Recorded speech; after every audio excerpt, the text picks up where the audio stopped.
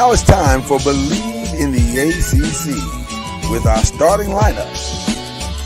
From Florida State, number 17, Charlie Ward. From Morehead State University, number 50, Lloyd Stan. And from Murray State University, number 2, Kendrick Haskett. Get ready for the best sports show about the ACC in all the land. Believe in the ACC starts now.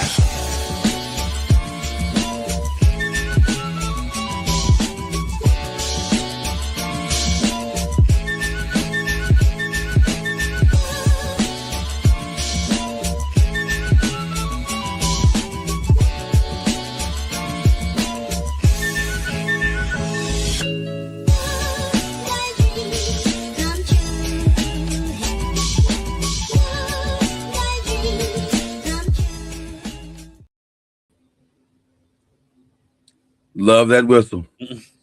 Love it. Oh, my dreams come true. Well done. You saying that like you got some church choir in your background. Yes, I do. Don't we all? Don't He's able. He's able. What was the most torturous church choir song y'all ever sang? He's able's up there. He's able was because it wouldn't end. Like they kept saying. It can't. No, it never ends. Yeah. For us, it was a song called "Running for Jesus" because it was real high, and then there was this long part at the end where we had this long phrase. When I started out being buked this God talked about this sure as your boy. We had to sing that for like 50 times. And by the time it was over, you were just hoarse and you were like, "This is ridiculous." Yeah. Because like he's able, I mean, that was the Bring the House Down song, and right. So right. Somebody's gonna catch the Holy Ghost, and so that song will go on forever. You know, I'm gonna tell you the truth. When I was a kid, catching the Holy Ghost was a good time. Not because catching the Holy Ghost was a good time, but watching people catch the Holy Ghost was a good time. Yes. And no disrespect to you, Lord, but I'm just saying. We had some of my funniest moments in church was kept watching people fall out. That, and then we had one associate minister that when the pastor's really starting to bring it towards the end, he's saying, "Well, yeah, sir, well, yeah, 100%. You got all of that, but the one thing I used to hate is the lie that my pastor used to tell every week with he would say halfway through the sermon as I hasten to a close. And I said, it wasn't nothing hasten about that close. He clearly doesn't know the definition of hasten. Because that means you about to wrap this up, sir. Right. And he never wrapped it up. It was a solid hour at best. Yeah. Black folks love being in church all day. That's the church I miss, though. I'm be honest with you. That was some fun times. I can't say that. Give me my 45-minute service. Well, now listen, I ain't say I wasn't spoiled. I ain't say I wasn't spoiled. I ain't saying I want to go all the way back. Like, yeah, listen, man, I'll take a good 45 minutes. First, I'll tell you the first time I went to a church of my Caucasian brothers. And they was in and out in 45. I was like, hey, what's going on? I didn't feel like I didn't even get warmed up in here. Like, oh. I ain't got my popcorn yet. Right. It's like, what are we doing? Like, damn, you just go end it. Just go end it. We're doing a series, and we'll come back and finish this next week. Finish this next week. I might not be back next week. Like, when we have a series, that didn't mean it was going to cut down the service. Right. In the black church, a series means we're going to do this 5 more times for 3 more hours a piece. Yeah. Man, we used to have to go to Sunday school from 9:30 to 10:30. Then church service was from 10:45 to I don't think we ever got out after 1 o'clock. I was gonna say I don't think we ever got out before 2.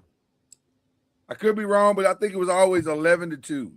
And you'd be like, "Oh my God, this is you ain't like I got it. Here, I got your 3 points. I got it. Nothing about this is. I got it 45 minutes ago. I got it. Fam, God loves me. Stop acting a fool. Got it. Because that's all you really want to say. I got it. It was the best. The best though, and I know I'm going to go to hell for saying this, but whatever. Oh my goodness. When I was in the choir at Murray, and so traveling around. Yeah. Bro, you can tell when Pastor had a good week and when he didn't have such a good week.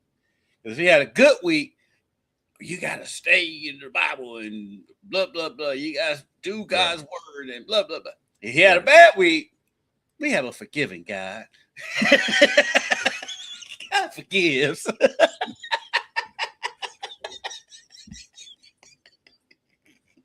Not that you're able to see your pastor's week based on how he approaches the end of the sermon. Like, hey, we all messing up out here. All of us are doing things. None of us are perfect. It's right now. Like, what's going on? Is it a confession in a Catholic church? Listen, I don't know how we got here, but I love it. I'm Lloyd Smith. This is BLEAV in the ACC, Press and Pros, and also Church Confessionals. Like we got in the new dynamic to the show. So we're glad to be here. Listen, a lot going on. Oh my God. Sports is losing its mind right now. Like especially college, pro, that whole thing. It's insane. It's insane. So we decided to start in a more positive way this morning. Like we're going to give you something a little more hopeful and sports oriented before we get into the dark side. College football's back this weekend. Football is literally back this weekend. We're in week 0, which is the dumbest thing to say out loud, but that's where we are, week 0.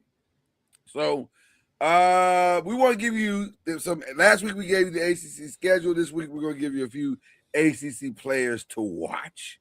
Some guys that are going to be on your radar, or actually are already on the radar of a lot of the national publications and things that are going on around these United States of America. Phil Steele is a very popular magazine, and he's got his preseason All-American list, and many ACC players made the first, second, third, and fourth teams. To the surprise of no one, Malachi Toney is on that list. He's going to be on a lot of lists, I'm sure. Deuce Robinson, PJ Williams, Trey Richardson from Louisville, the running back March Fletcher. I was pleasantly surprised to see Isaac Brown on a list, although it was third team. And I think his situation is that he's got to stay healthy. If he can stay healthy, I think Isaac will climb up a lot of lists very, very, very, very fast. Yeah. I'm very curious to see what Bryant Wesco. First of all, if I'm being honest, I'm very curious to know why Bryant Wesco stayed at Clemson. Now, because I think Bryant Wesco is a sneaky talent, but I don't know who's throwing him the ball at this point, and it's going to be interesting to see what he is able to do in that uniform under the new situation that he's on. There's no Cade Klubnik there anymore. Right. And he was underused when Cade Klubnik was there. So right. I seems like Clemson does like their new quarterback. It seems like they always like the new quarterback. That doesn't mean he's good. Like he's just I think they're high on because I think he got in. Didn't he get in last year when Klubnik was out? He did, and he was not great, but that's. I think is he a true freshman? Wasn't very good either. Right, and I think was he a true freshman? I want to say he was a true freshman or a sophomore. He wasn't he's not older at all. He's for sure a younger guy. So it'll be interesting to see what happens. It'll be very interesting to see what happens. Is it Vizina? Is it Vizina that's going to be the starter? It would have to be. Let's see. You got me going over there as well. He'll be a senior this year. He was a junior last year. Yep. Yeah, but he said that. But you know what? He hadn't seen any time on the field. So it's I think Cade was out a couple of games I mean, he wasn't bad. He was 45 of 71 for 406 yards, 4 touchdowns, and 1 pick. He got sacked. That was last year? Yeah. He got sacked 4 times. So that's what I remember. Well, the O-line wasn't great. No, they weren't. They weren't. So it'll be interesting to see how great they are this year. But yeah, we'll see how it goes with Clemson. They, Dabo is determined to continue to prove that the old ways work. Stick to the old ways. So we'll see how good these old ways are. Ahmad Moten on the defensive side of the ball is a name that you're going to hear a lot of. He is Miami's new version of Ruben Bain, and he is a game wrecker at defensive tackle. You should hear his name called out a lot this season. I don't know how good as a whole Miami's defense is. I guess we will find that out relatively quickly. But that is a name that you will hear a lot of. So that's the. I think they lost a lot of talent, but I think they had a lot of talent behind. I think this is going to just be a reload situation rather than a rebuild. So they're back in the sense of they know they've stacked the cupboard again. They're printing money and they're manufacturing players again as like the old days. Is that what you're telling me? I think so. I don't want to call them back until they actually win a championship.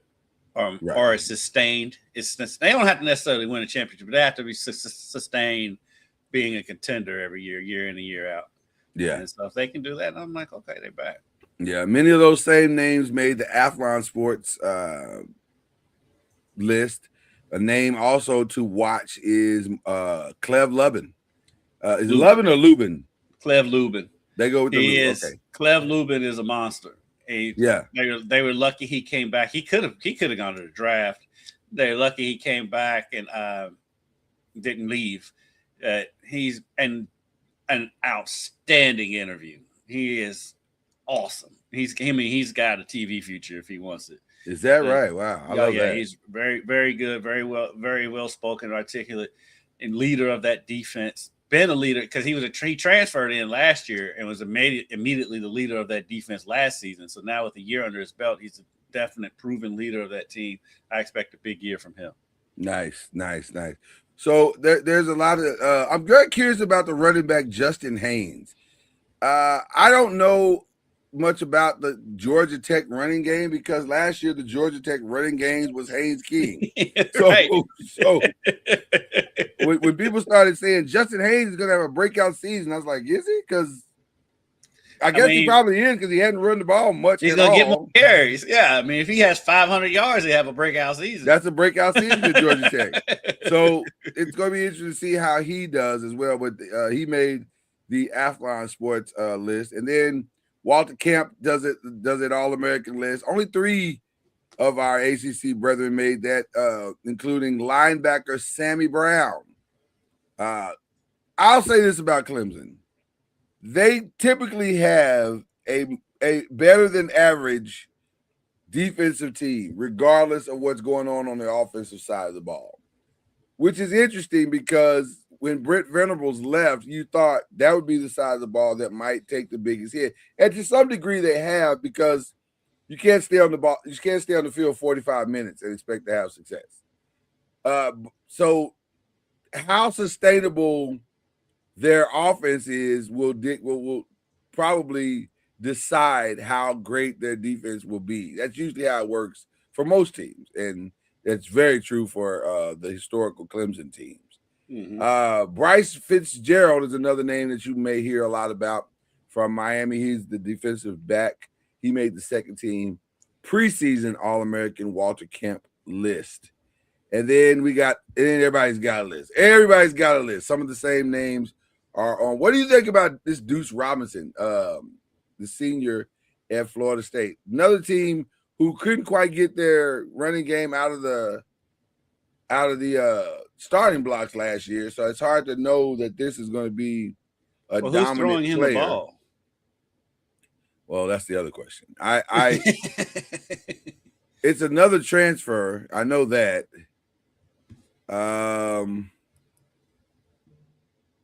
Because last year it was Castellanos, right? Castellanos, yeah. Yeah, and so who is throwing the ball? That's a great question. Have they made an announcement? I'm assuming is it Ashton Daniels from Missouri? Isn't that the kid from Missouri? I would imagine if he transferred from Missouri, he's the starting quarterback. I think that's the kid from Missouri, and I feel confident in saying yes, Ashton Daniels is the starting quarterback for Florida State this season. Yeah, well, it'll be interesting to see. I'm always interested in guys who were less than good in the place that they were at, and they transfer, and all of a sudden they're supposed to turn into this monster person. Like he was just okay at Missouri, but we'll see.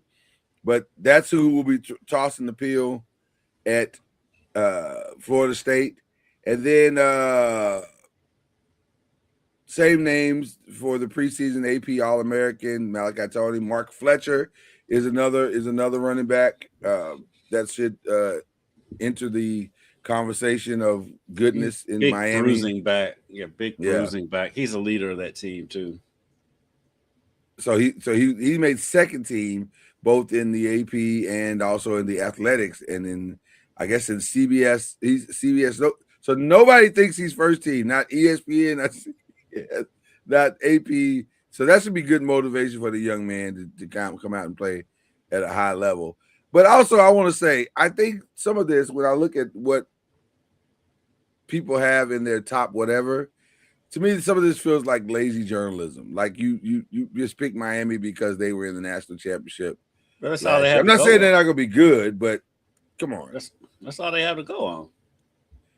I mean, Malachi Tony and Fletcher. I mean, those are pretty safe bets too. I mean, they're going to be. Malachi Tony for sure is a safe bet. So is Fletcher. Fletcher had a big year last year. We don't know if the offensive line going to be as good this year as it was last year. Oh, and we don't know that about anybody. So you have to go on this last year. So you can pick anybody and say, this is going to be a good year. I like the Maxwell Award list. A lot of people, including me, are very high on. I'm just going to call him JKS because I have not got an official pronunciation on his name, the quarterback in California, yet. Until I do, I don't want to butcher it. I think he is called JKS. To be honest. Yeah. We're gonna go with JKS. Fletcher ran for almost 1,200 yards and 12 touchdowns last year. Oh, that's a good year. That's a good year. It's a safe bet to put him up there. Okay, that's a good year. Sounds like a good year. There should be no regression as long as the offensive line holds up. Yeah, I think he's. But I would love to know what he got in that Louisville game. Did he run well in that Louisville game last year? No. Listen, we're talking about two teams. We're talking about a team that went to the national championship. So we're not. Yeah. So if you have players coming back from a national championship team, you should be decent. I would think. Fletcher ran. Jesus. That can't be right. It might be. He had 18 yards. Yeah, that might be. That sounds right. They didn't play that well in that game. Well, and part of that too was they kept throwing the ball. Right. Beck had 5 interceptions or 4, and it should have been 5 because they had one that was called back.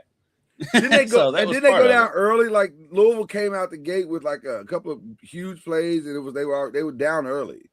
So they were playing catch up the entire game. So it wasn't like. But I do remember they were smacking Fletcher in that game. Yeah. I mean, but it happens. Sometimes you get the bear. Sometimes the bear gets you. That's how it works. I'm going back and looking at that box score. Okay. While he does that, the Bronco Nagurski Trophy watch list is full of ACC players.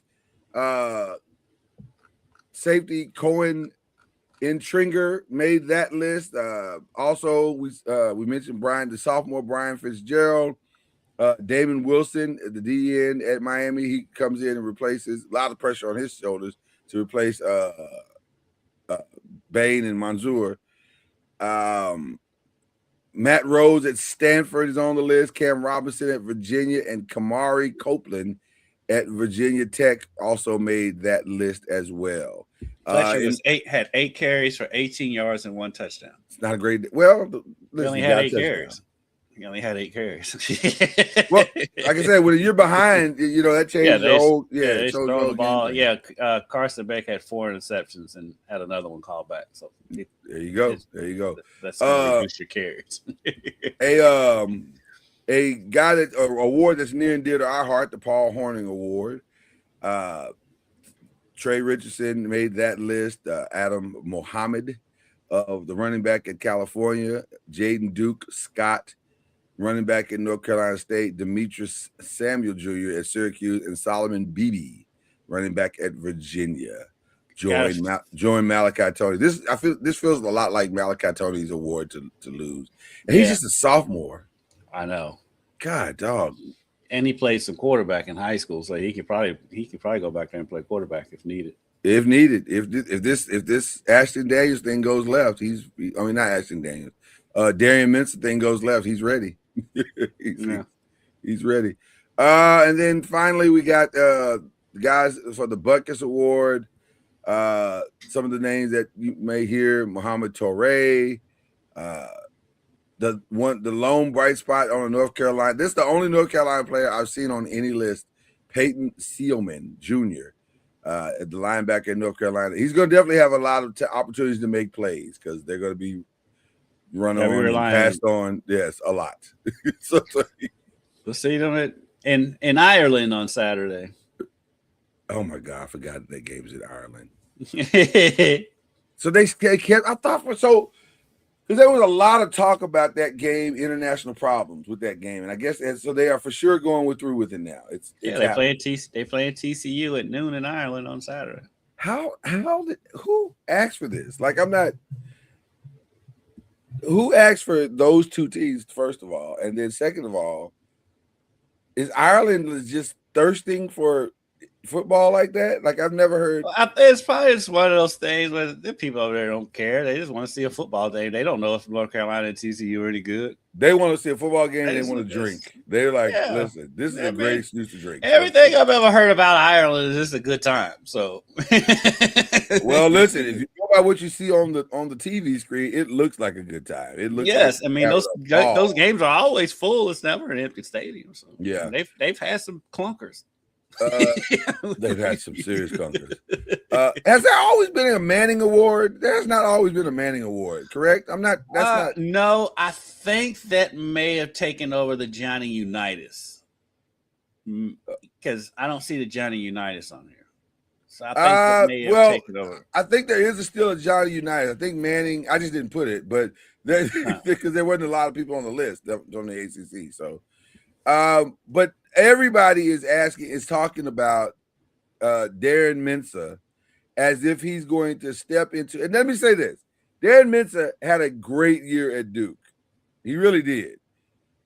I don't know if that always translates when you leave from one school to a next, but I don't know either. But I'm guessing the thinking is if he did it at Duke, it's the same conference, so you're going up against the same caliber of opponent.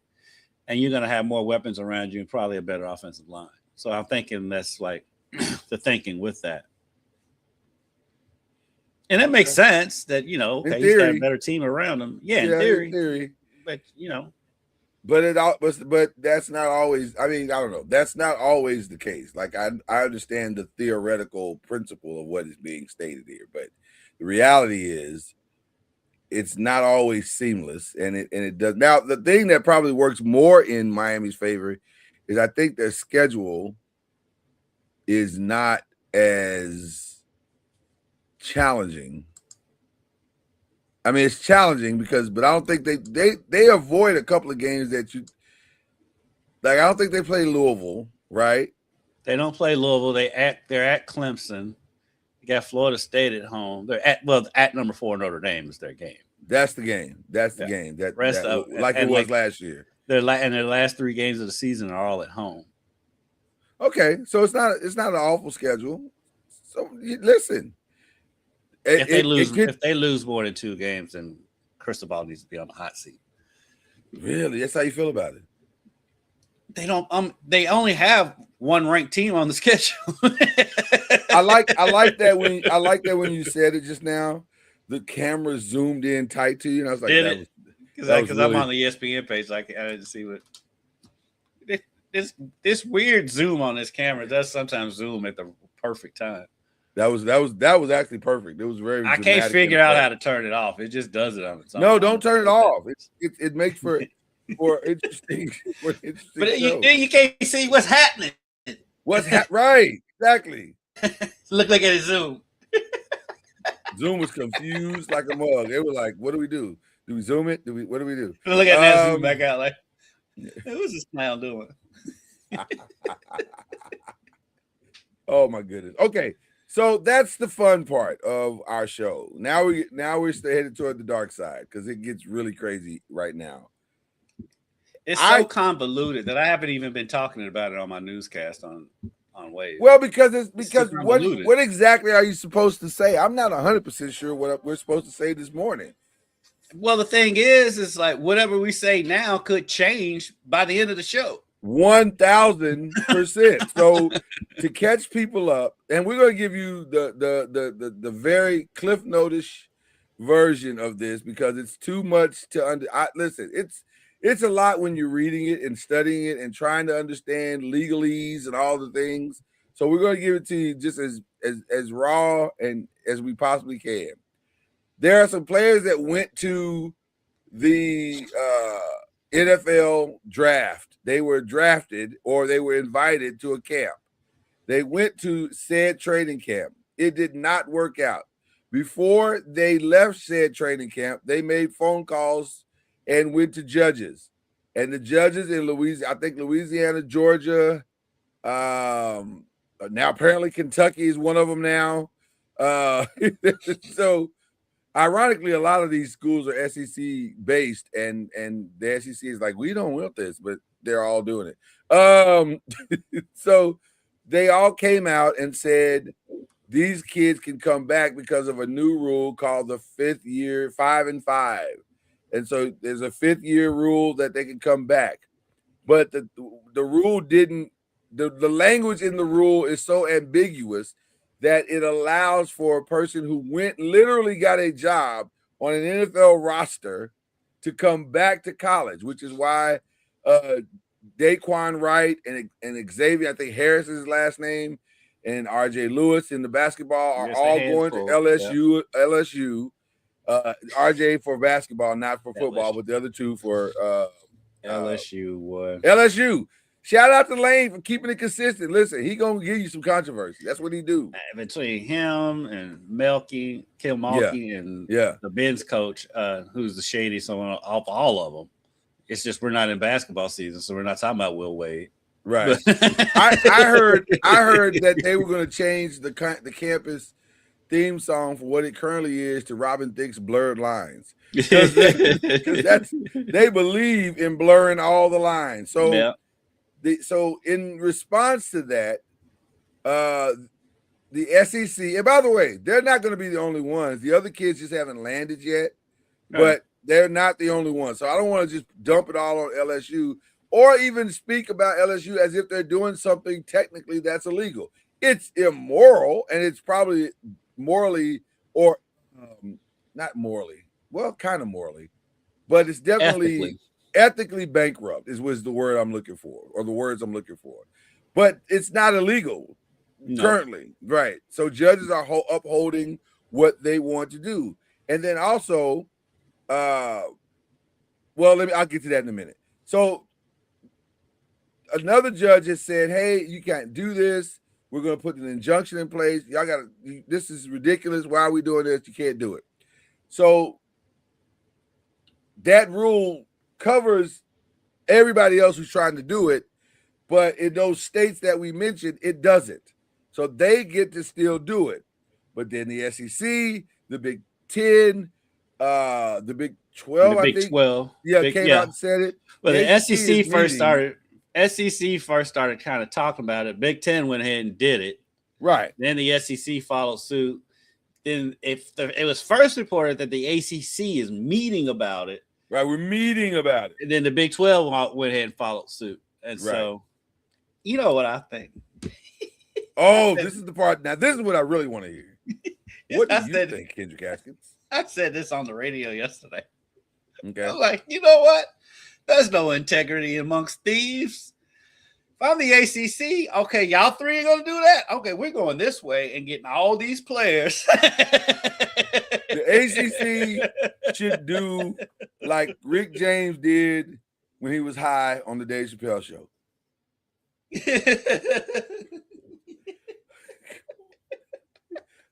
Just give it to me, baby. Come all ye tired and beat down and weary. Come as you are. See how it worked? We're back to church. Yeah, we're back to church, full circle. It makes sense because the old saying is, if you ain't cheating, you ain't trying. And that's so it's like, what are we doing? Like, if it's legalized to do it, first of all, you can't penalize me for a rule that isn't a rule. Right. And then you can't make up a rule to justify it not being a rule. That's what everybody's trying to do. And let me be very clear. The SEC, the Big 12, and the Big 10 can come up with all the stuff they want to come up with. None of it is going to hold up in court. As evidenced by the times they've taken it to court, and every judge has struck it down. And also, judges be, you know what I'm saying? They be in Louisiana and Kentucky, and it ain't hard to get a judge to get a ruling for you. Yeah, because here's what was affecting here. Because like the football side of it, I mean, let's not look. NFL players aren't banging down the door to come to Louisville, Kentucky right now. So now, so we're looking at the basketball side of it, right? And so Kentucky got Mitchell from Missouri, right? And like, so under this rule, he is eligible. He will be eligible at Kentucky, but the SEC came up with a rule at the end of last season that players cannot transfer within the SEC. So now he's back in eligible again, which that's going to be easily struck down in court because he had already left. Right. And so that's going to be struck down in court. Then on the Louisville side, you got the kid from North Carolina, Seth Trimble, who we don't know what all's involved with his status as far as what he did with the NBA. That's not public knowledge as of yet that I know of. So he's waiting to hear his day in court, and they're like, well, he's got to find a judge that's going to listen. Well, he's filing in Kentucky, and most likely if he's filing in Kentucky, he's filing like 2 miles from campus because that's where the courthouse is. Right. So he'll be fine. So I expect him to be. There are no worries here. And eligible, but the thing, in the grand scheme of it, especially when it comes to basketball, and probably football too, you're gonna see players becoming eligible and ineligible throughout the season. Like they might be eligible for 2 or 3 games, then they're ineligible for another game. It's gonna go back and forth all year long. Here's how madness this is right now. Madness.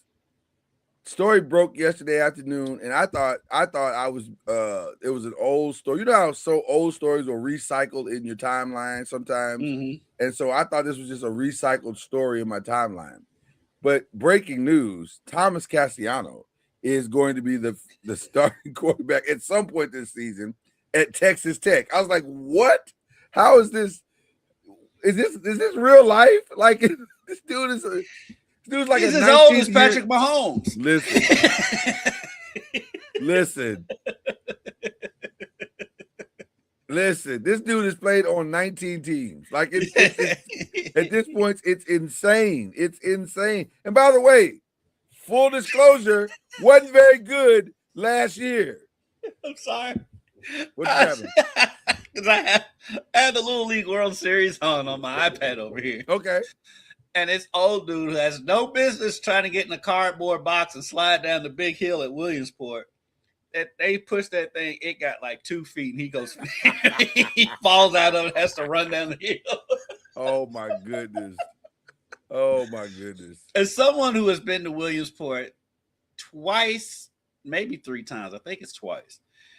That hill is no joke.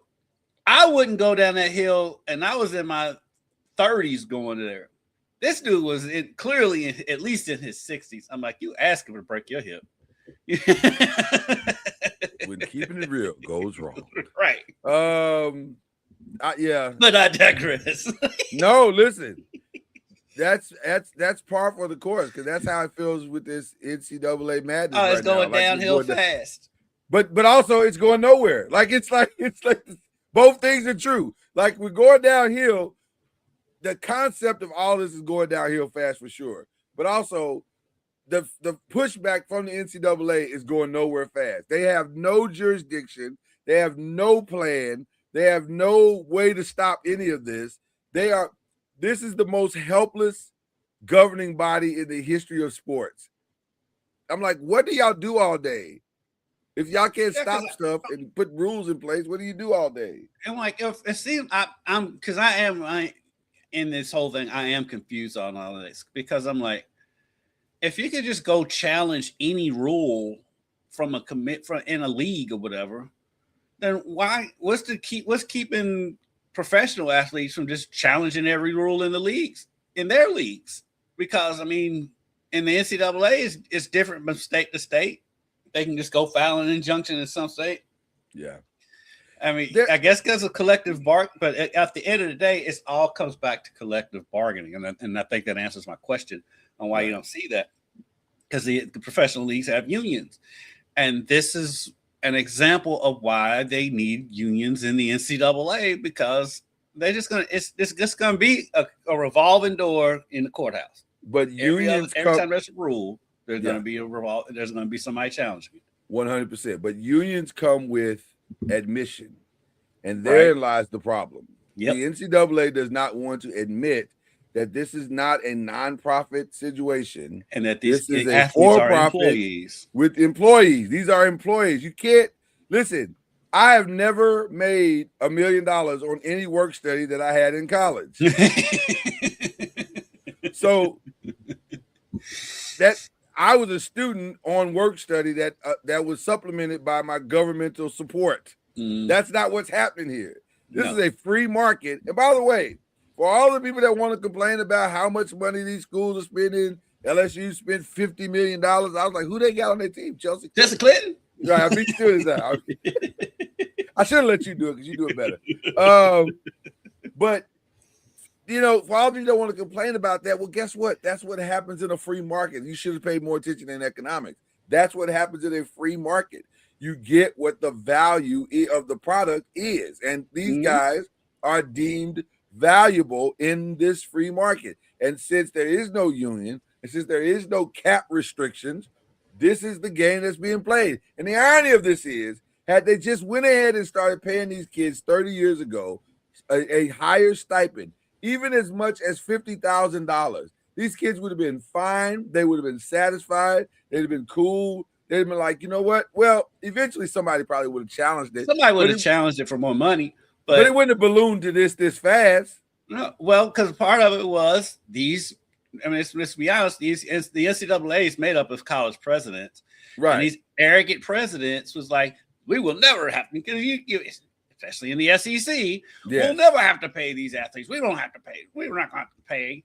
Okay. Which, by the way, first of all, it's the hypocrisy for me. We'd never have to pay these athletes, not publicly. No, that's what you were saying. Right, you were all paying them back then. Right, privately, you were all paying them.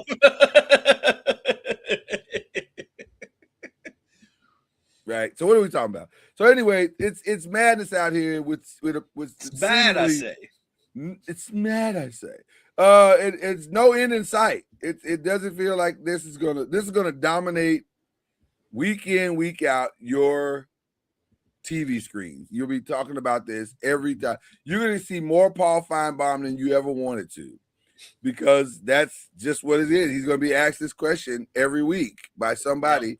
Because there's going to be transfers. And listen, not just transfers, like Kendrick said, mid-season transfers. That's going to happen.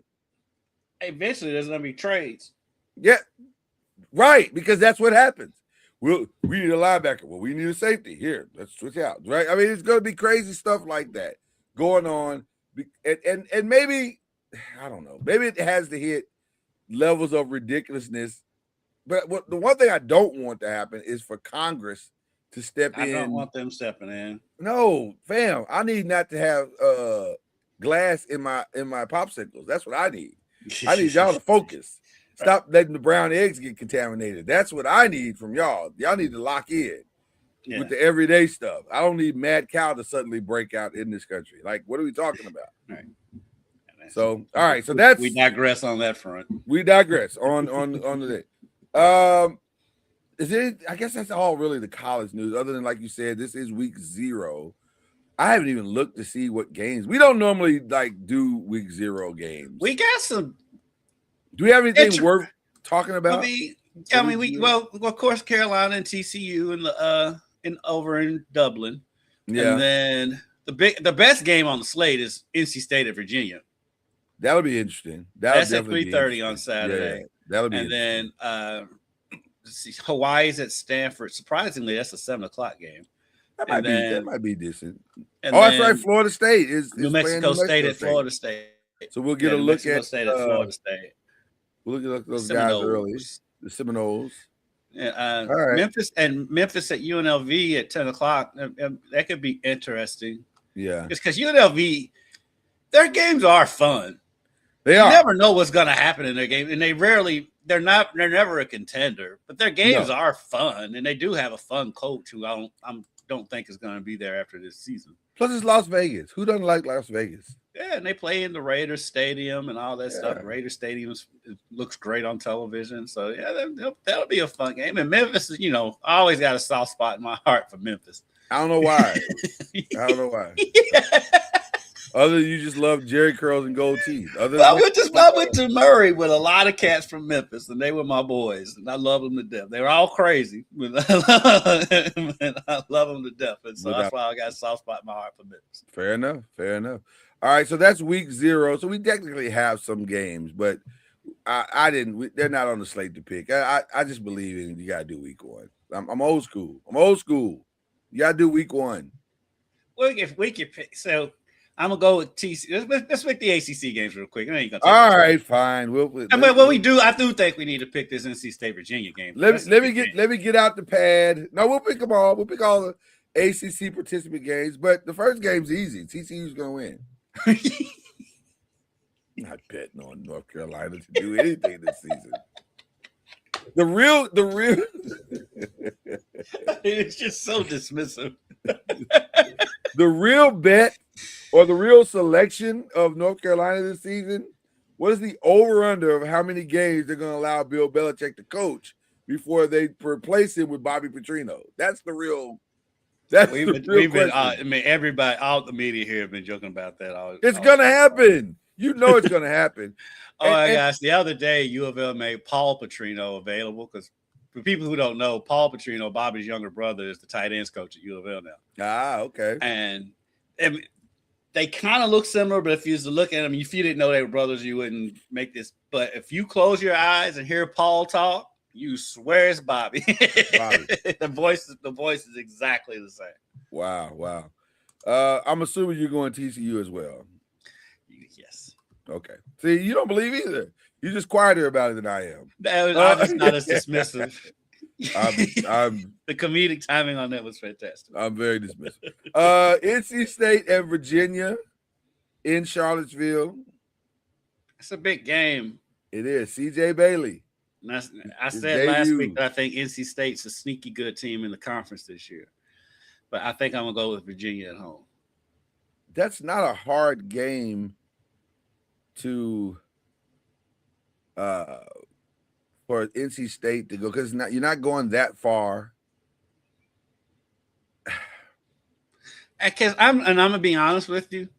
I know Virginia had a good season last year. I'm still not super sold on them yet. I'm not either. But I'm gonna go with them at home. I'm gonna go with NC State since this is like our bye week of picks anyway. Yeah. So I'll take the risk and go NC State. This won't count against us. This won't count against us. So there you go. Hawaii and Stanford.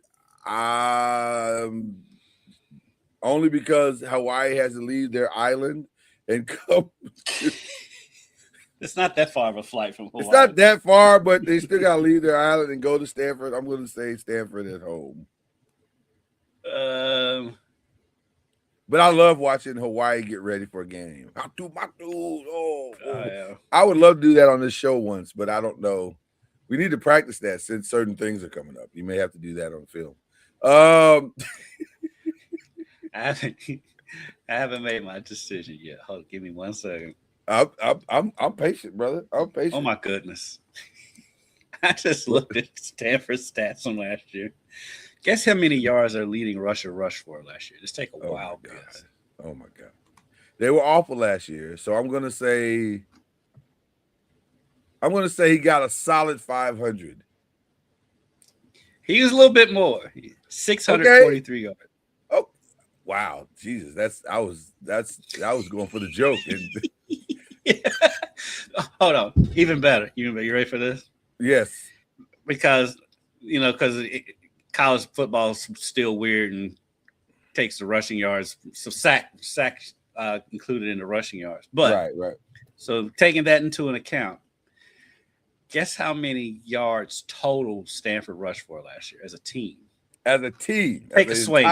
Take a swing. As an entire team. Yeah. Keep it in mind that sack yards are included in those numbers. And there are 85 players on this team. Is that correct? Is it 85? Somewhere in there, yep. Something there, 83, 85, something like that. Surely, as a team, they rushed for at least 1,000 yards. Surely.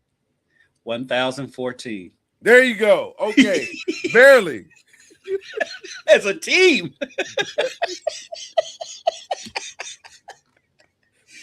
And as I said, you got to include the sack yardage, that's yards, quarterback, that's running backs, that's reverse plays.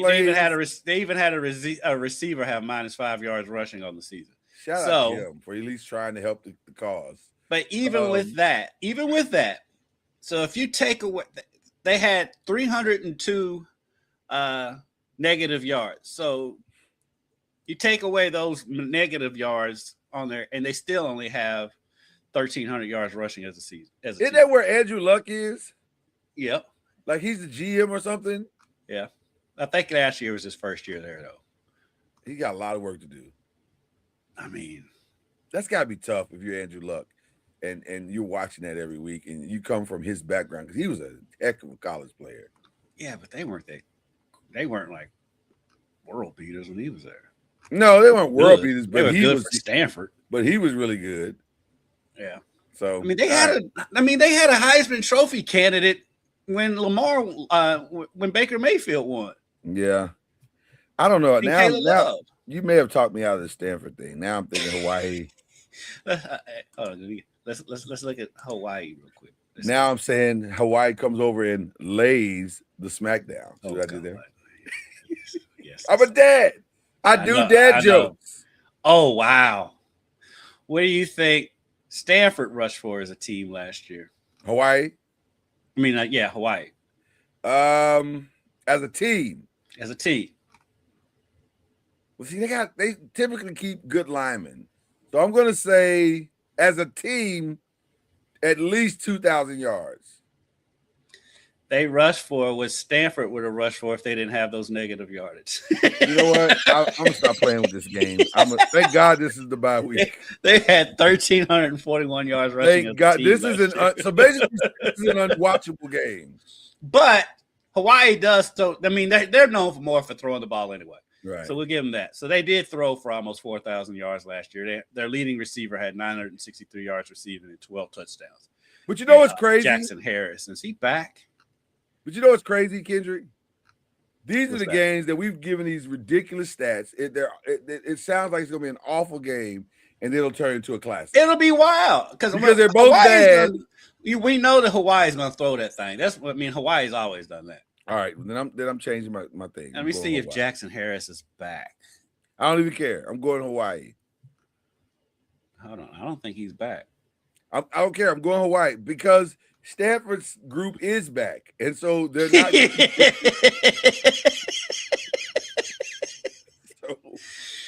Their leading receiver is not back. So yeah, I'm going Hawaii. I've changed my pick. He was just a junior last year. Where did he go? I'm changing my pick. Oh, he went to LSU. You're stalling. Who are you going with? You got to pick one of these particular teams. I'm not stalling on purpose. I just got distracted. You're having a good Jackson time over there. Harris. Is what's happening. You're having a really good time, and I support it. I support Jackson Harris is at LSU, by the way. Of course he is, because everybody's at LSU. $50 million. Getting that Chelsea Clinton money. That Chelsea Clinton money. I'll go Hawaii. I'll go with okay. so we're both going Hawaii on that one. And then New Mexico, Florida State rounds out our ACC games. You know, in years past, this is an automatic. In years past, that would be true. But also, you just don't know what you're getting from Florida State from year to year. The only good thing about this game is that it's at home. So, but I don't know if that I don't know if that's an advantage anymore. Ooh, let's play my game again. What's that? How many yards as a team did New Mexico State rush for last season? Oh my God! As an entire unit. As an entire unit, New Mexico State. They're in the what conference are they in? They're in. Do you want to go the entire team or what their leading rush and rush for? Or both? No. We can do both, but I'll start with the team. Okay. They're in the WAC. Is it the WAC? What is it? What are they in? Conference USA. Oh, Conference USA. Okay. Which is a high-powered offensive league. It is. So I'm gonna say they needed a running game last year, but it failed them. I'm gonna say 1,500 yards. Brother, as a team with only 22 negative yards, they rushed for 927 yards. Couldn't even crack 1,000 yards. Hold on. Now do the leading rusher. Oh, well, if they only rush for as a team for 900, the leading rusher can't have more than 4. I'm saying maybe 300 yards, 375. Yeah, 438. I was close. Listen, he was close. My guest game is on fire this morning. I'm in the margins of error. But in their defense, they did throw for 3,000 yards. Well, that helps, but I'm sure they didn't win many games. They had 3 receivers over 500 yards for the season. So they averaged in 12 games 81 yards a game as a team. That's crazy. And even crazy. Oh my goodness! I just noticed something else. As even crazier, they ran the ball more than they threw it.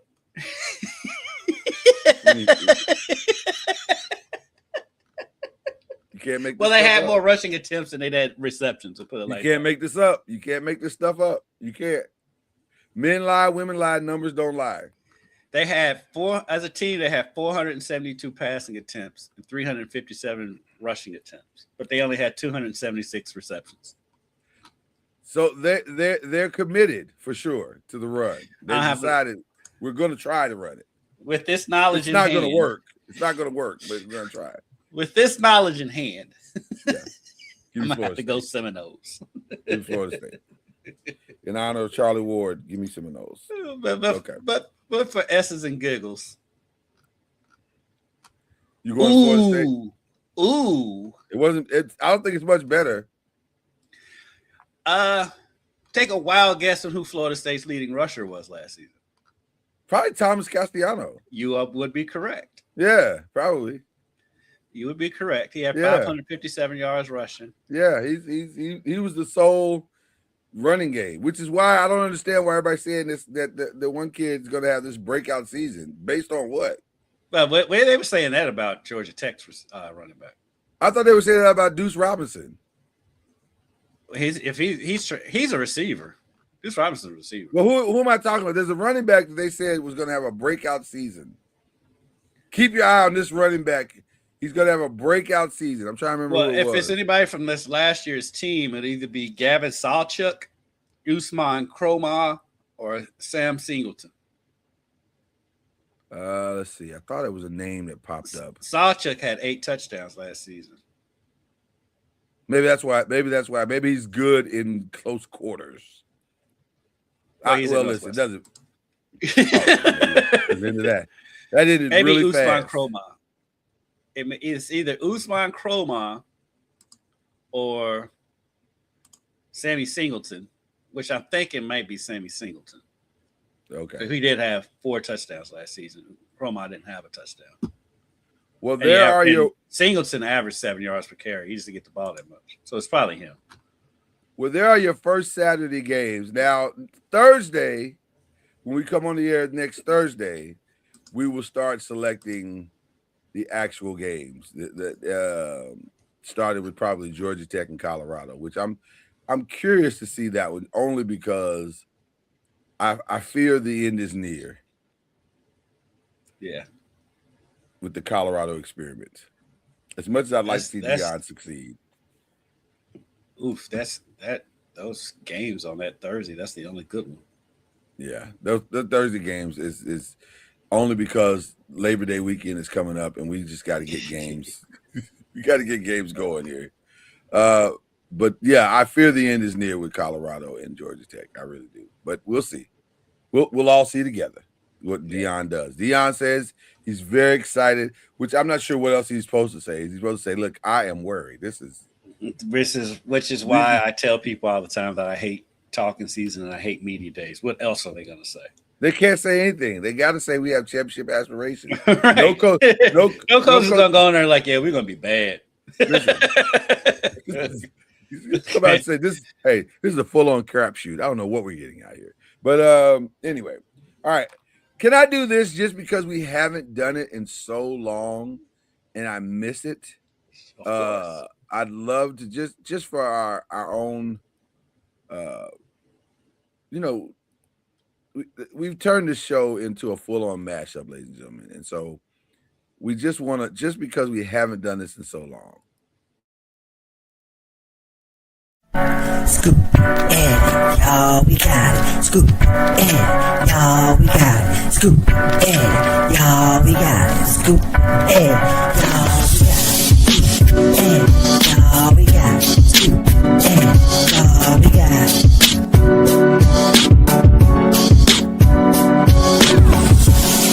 That's how we go. This is how it games the press pro. That's how we go. This is how it games the press pro. That's how we go. This is how it games the press pro. That's how we go. This is how it games the press pro.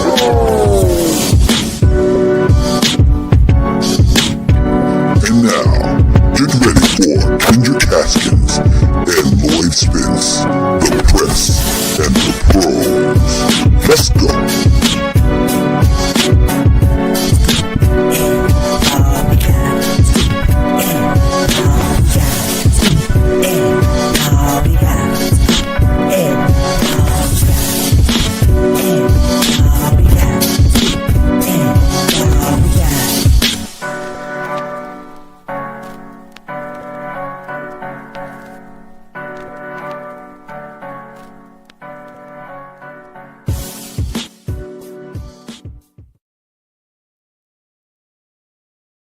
You can't see it, but I'm actually crip walking right now. I am too. Yeah, I got my legs going real hard, and then I'm chunking my. I don't know why this is necessary. Like it looks calm up top. I don't know why this is necessary, but it's like very necessary. You can't even do it unless you do this. Oh yeah. Yeah, you gotta put your elbows out and I don't know. Yeah, that's what we doing right here. Yeah, right here. It's California love. You gotta open state everything. It's Cali, homie. Go ride the whip. By the way, I love that song. Can I just tell you, I love that song. I'm obsessed with that song. Jesus Christ, I dread so shake 'em. I ain't got none, but I'm thinking about growing some. Oh my God. It's a great line. How did he come up with that? Okay. All right. Shout out to E40. E40 is a poet. He's the nut, but I love it. I love him so. Get off of your head like a neurologist. A neurologist. Listen, no weight than Atlas. Got a partner named Tupacalypse. And there's not a more distinguishable voice than E40. It's nobody sounds like E40. It is uncopyable. That's the word. You cannot copy that voice at all. He's one of one for sure. Okay, so Press and Pros. That's when we switch over and talk about basketball and all other stuff. It's just as crazy. Listen, the madness doesn't end. We're just getting started. Like the Lakers situation has gotten no better, or Flip My Lakers is being trending on social media. Flip My Lakers. There's a lot of question as to whether Mark Walters actually not Mark Walters, Jared Kushner and Bob Iger actually have the dough to make this transaction. And because it's not official yet. It's all of what we're talking about is theoretical, up to and including the bus boys getting in on the Padres sale. I don't know what money they're using for the Padres sale because they have not got a check yet from the Lakers sale. That's not done. And also, Jenny Buss is like, hold up. And hey. Right. So she's got a judge that has an injunction, or she's asking a judge to put an injunction on the sale, or at least the bus part of the sale. So I don't know what the hell's going on. Huh? Because she has final say. Well, she says she does. And maybe she does. I don't know. The 2000, I think it's like a 2016 injunction where she had final say then. And so I don't know if that holds up now, because there's this tag along clause in the latest contract when he sold to Mark Walters, that if Mark Walters sold the team, nobody saw him selling it in less than a year, but if he sold the team, they could tag along and get a portion of that sale. So this is a crazy, crazy situation. And I've said all of that to say, I don't know what the hell Jonathan Kuminga is doing. That man turned down 3 years, $36 million to play for 2 years at 12.4 for Minnesota. Well, your silence has said more than anything else you could have said. I think we're starting to see why Golden State didn't really want to play this dude. Bruh. And it seems like the decision making is not his strong suit. This is giving Dennis Schroeder right now. Like, it really is. Like, what do you do? So I'm trying to understand, does he not understand how math works? Because 36 is far more than 12.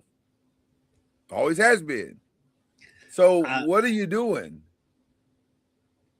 He turned down 3 for 36 or 2 for 12.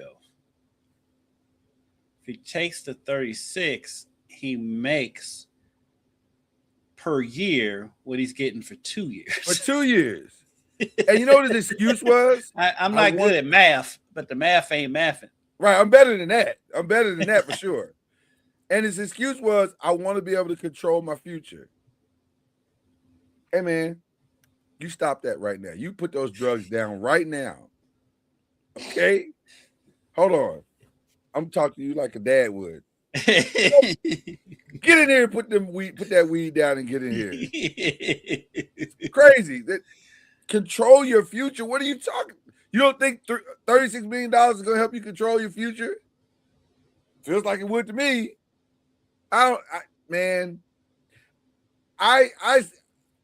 we know, shout out to Killer Cam. He's a diehard Laker fan. We have these Laker conversations all the time. He was very disappointed. Different Killer Cam from the other Killer. From the five, yeah. Not that Cam, the other Cam. He's a big Knicks fan. Yeah. He called me and said, man, I'm a little disappointed. I said, I'm not, because when a business deal starts bad, it's going to end worse. And the fact that it took you all summer long to get $12 million, you held out all summer for $12 million total, not per year, total. Fam, something is wrong with you. I'm thinking what happened. Well, I would imagine probably what happened is when he turned down that 36, Atlanta was like, we're not offering you that again. And so I think, and he ended up having to settle for the 2 for $12 because that was all that was on the table. Well, it depends on who you believe. I mean, let's just go by logic and what we've seen in the past. Yeah, that's because that's all we can go on. He played himself. He turned down that 36, thinking he can get more money. He couldn't. He went out on the open market, couldn't get more than that, and Atlanta probably took back their deal. But that's the problem I'm having with him. Who is advising you, sir? Because the only person that didn't know that you weren't getting a big deal is you. Everybody else knew you weren't worth that. And the fact that you left Golden Atlanta's State, overpaying because 2 for $12 is actually probably more on par for what we've seen from him. Here's how you got to know your value. A championship team let you walk out of the building without breaking a sweat. And they are a championship team who the player that they got to basically replace you anyway, in Jimmy Butler, tore his ACL. And they still let you walk. They are more comfortable with letting you walk than paying you to replace the guy that's going to be out most of the season. That should tell you everything you need to know about what your value is. And also, the league saw that happen in real time. So guess what they're thinking? Well, damn, if Golden State don't want him, who desperately needs players right now? They don't even have a full roster yet. Right. If they don't want you, that says a lot about where they think you are, because they're not going to be wrong. They're not going to be wrong. They've been right a lot, although Mike Dunleavy's right is very much in question right now. But it's mind blowing. This Kuminga thing is mind blowing to me. But I'm very comfortable as a Laker fan with him turning us down. I'm very comfortable with that because I understand what it means to play under the bright lights, and if you can't handle it, then you probably do need to go to Minnesota where it's cold and rainy and dark. But that's going to be, he's still playing with Anthony Edwards and LaMelo Ball. The lights are going to be just as bright in Minnesota. Matter of fact, they're probably going to be brighter in Minnesota than they were going to be in Golden State this year. And they're definitely going to be brighter than Atlanta. Well, it'll definitely be that for sure. I don't get his thought process at all. I'm like you, decision making. But I will say this. I will say this though. Yeah. Basketball reasons wise, it's a pretty good move, especially for Minnesota. To pair only if LaMelo. They don't have a slasher. I agree, but it only works if he can start to transition into the potential player that he is, that his talent says that he is. If he's still, because right now you're probably still coming off the bench, to be honest with you, because I forgot about whatchamacallit that had a breakout season year in the playoffs. Oh, the kid, the kid they just re-signed, yeah. I don't know. I don't know what he's going to be. It feels like this is going to be much to do about nothing because he doesn't know how to get out of his own way.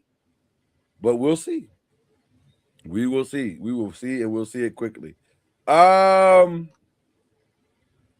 news, real quick. The Pels signed Benedict Mathurin, which I think is a good signing for them. I'm not sure what the Jaden McDaniels is who he was talking about for Minnesota, by the way. Yes. I don't know what the Pelicans are doing. I like Benedict Mathurin. I think he's a solid player. And I think I don't think Indiana should ever let him go in the first place. No, I agree with that 100%.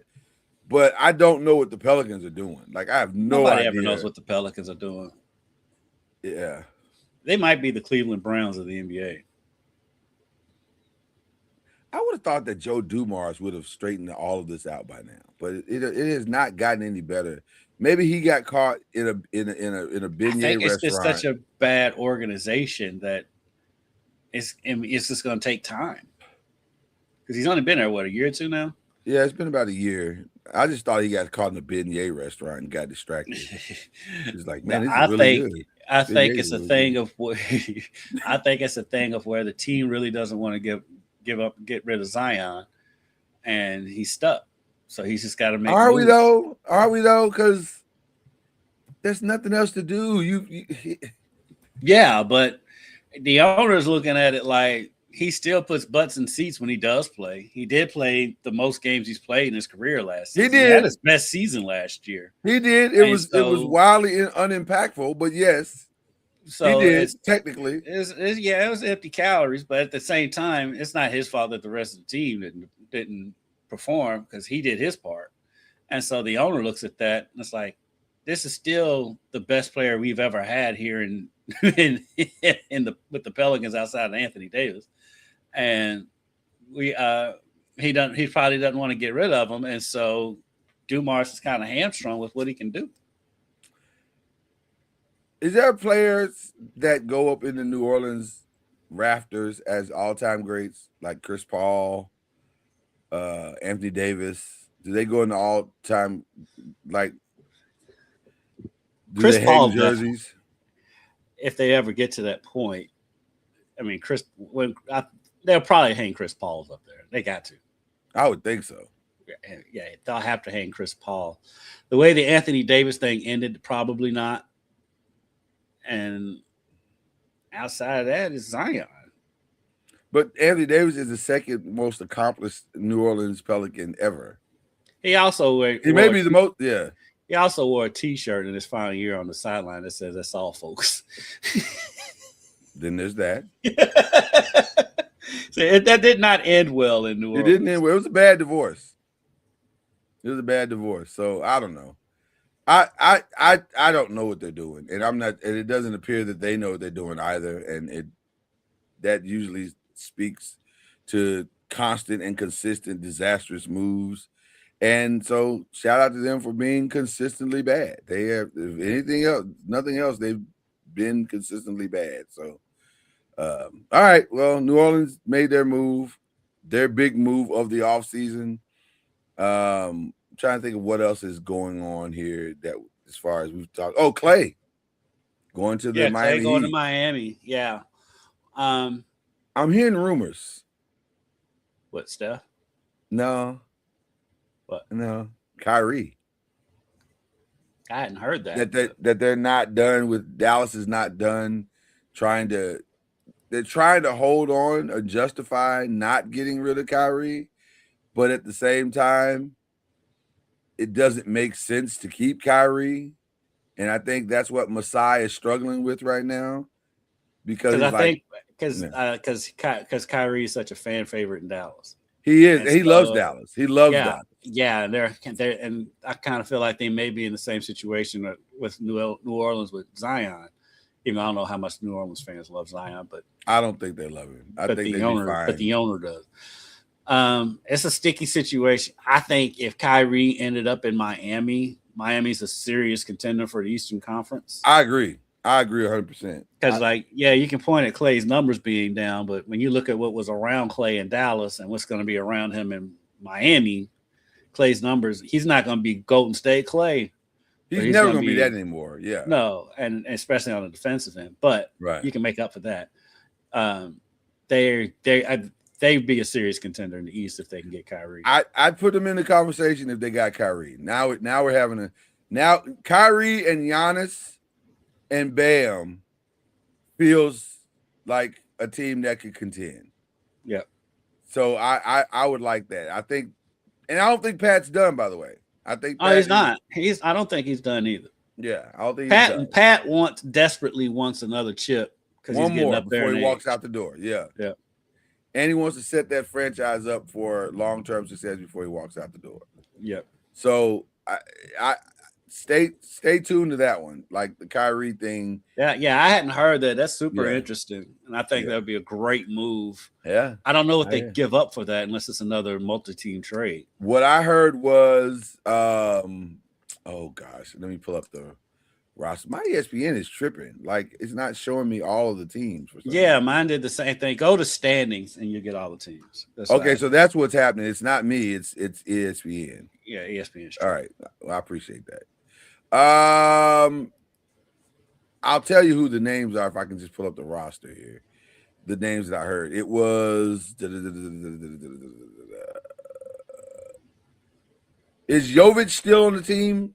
I'm trying to remember. I feel like it was Jovic and no, Jovic isn't there anymore.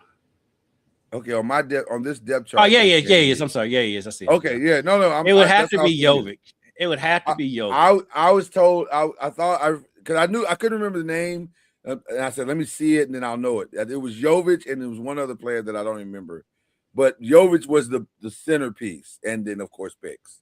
So that to me is way more valuable to Dallas right now. They need picks. Anything else? Yeah. They need depth. They need picks. They need youth that can run with Cooper Flag. You're not winning the title anytime soon anyway, so why not start building a roster that makes sense? And Andrew Wiggins making $30 million. Yeah, he's still on his Golden State contracts. Wow. Yeah, Andrew Wiggins is doing all right in this league. Klay Thompson's just getting 17. Bobby Portis. Klay Thompson took a pay cut. Uh-huh. Yeah, he took a pay cut. So he's now making, I think they are really high on Ryan Conwell. That's crazy. They believe in Ryan Conwell. I think Ryan's going to be a good NBA player. Especially on this team, because all he'll have to do is focus on the skill set of defense and shooting threes. Yeah, and he can bully ball. And, yeah, he can do a little bit of that. So he should do well. So, okay. So, other than the Lakers and that, the Wolves sale finally went through. So, they now have new ownership. I think that was the only one that went through that I can remember. There's not a whole lot of news. Finally, the LeBron stuff has calmed down, so that's good. Blake Griffin is getting a talk show. Who wants to see that? Well, Blake Griffin is he had a stand-up comedy career there for a minute. Yeah, I saw that. I don't understand that. I've heard, because we really don't know that much about Blake Griffin, but I've heard that Blake Griffin's supposed to be hilariously funny. He's okay. So he's getting a show called The Step Back with Blake Griffin. Because he doesn't take himself seriously. Even if you watch him on Amazon, he doesn't take himself too seriously. Well, that's where he's going. He's going to Amazon. He struck a deal with Amazon. He's already on Amazon anyway. Okay, so there you go. All right, so that's all of your NBA news. Now we get into some other stuff, or like we like to call this show, other-ish. I guess we got to touch the Deshaun thing. Are you comfortable with the Deshaun decision? I'm gonna be honest with you. I was shocked right up until I heard Graziano say there's a dead cap hit. And then I went and looked at the dead cap hit money. And it's somewhere between 127 and 131 that they would have to pay him 46 this year, 36 next year, and 51 in 2028. And once I saw that, I was like, oh, well, this should have ended weeks ago. Nothing that comes out of Cleveland shocks me.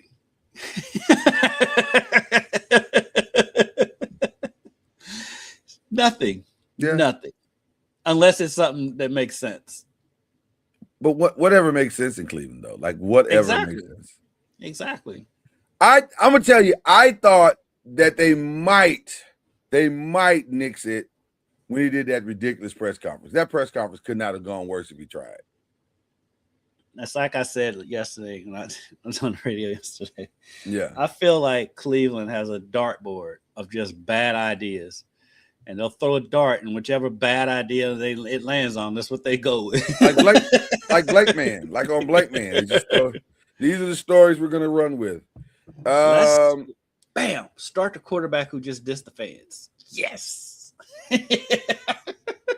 The one thing about that press conference that was so bad is the levels of tone deafness that he has.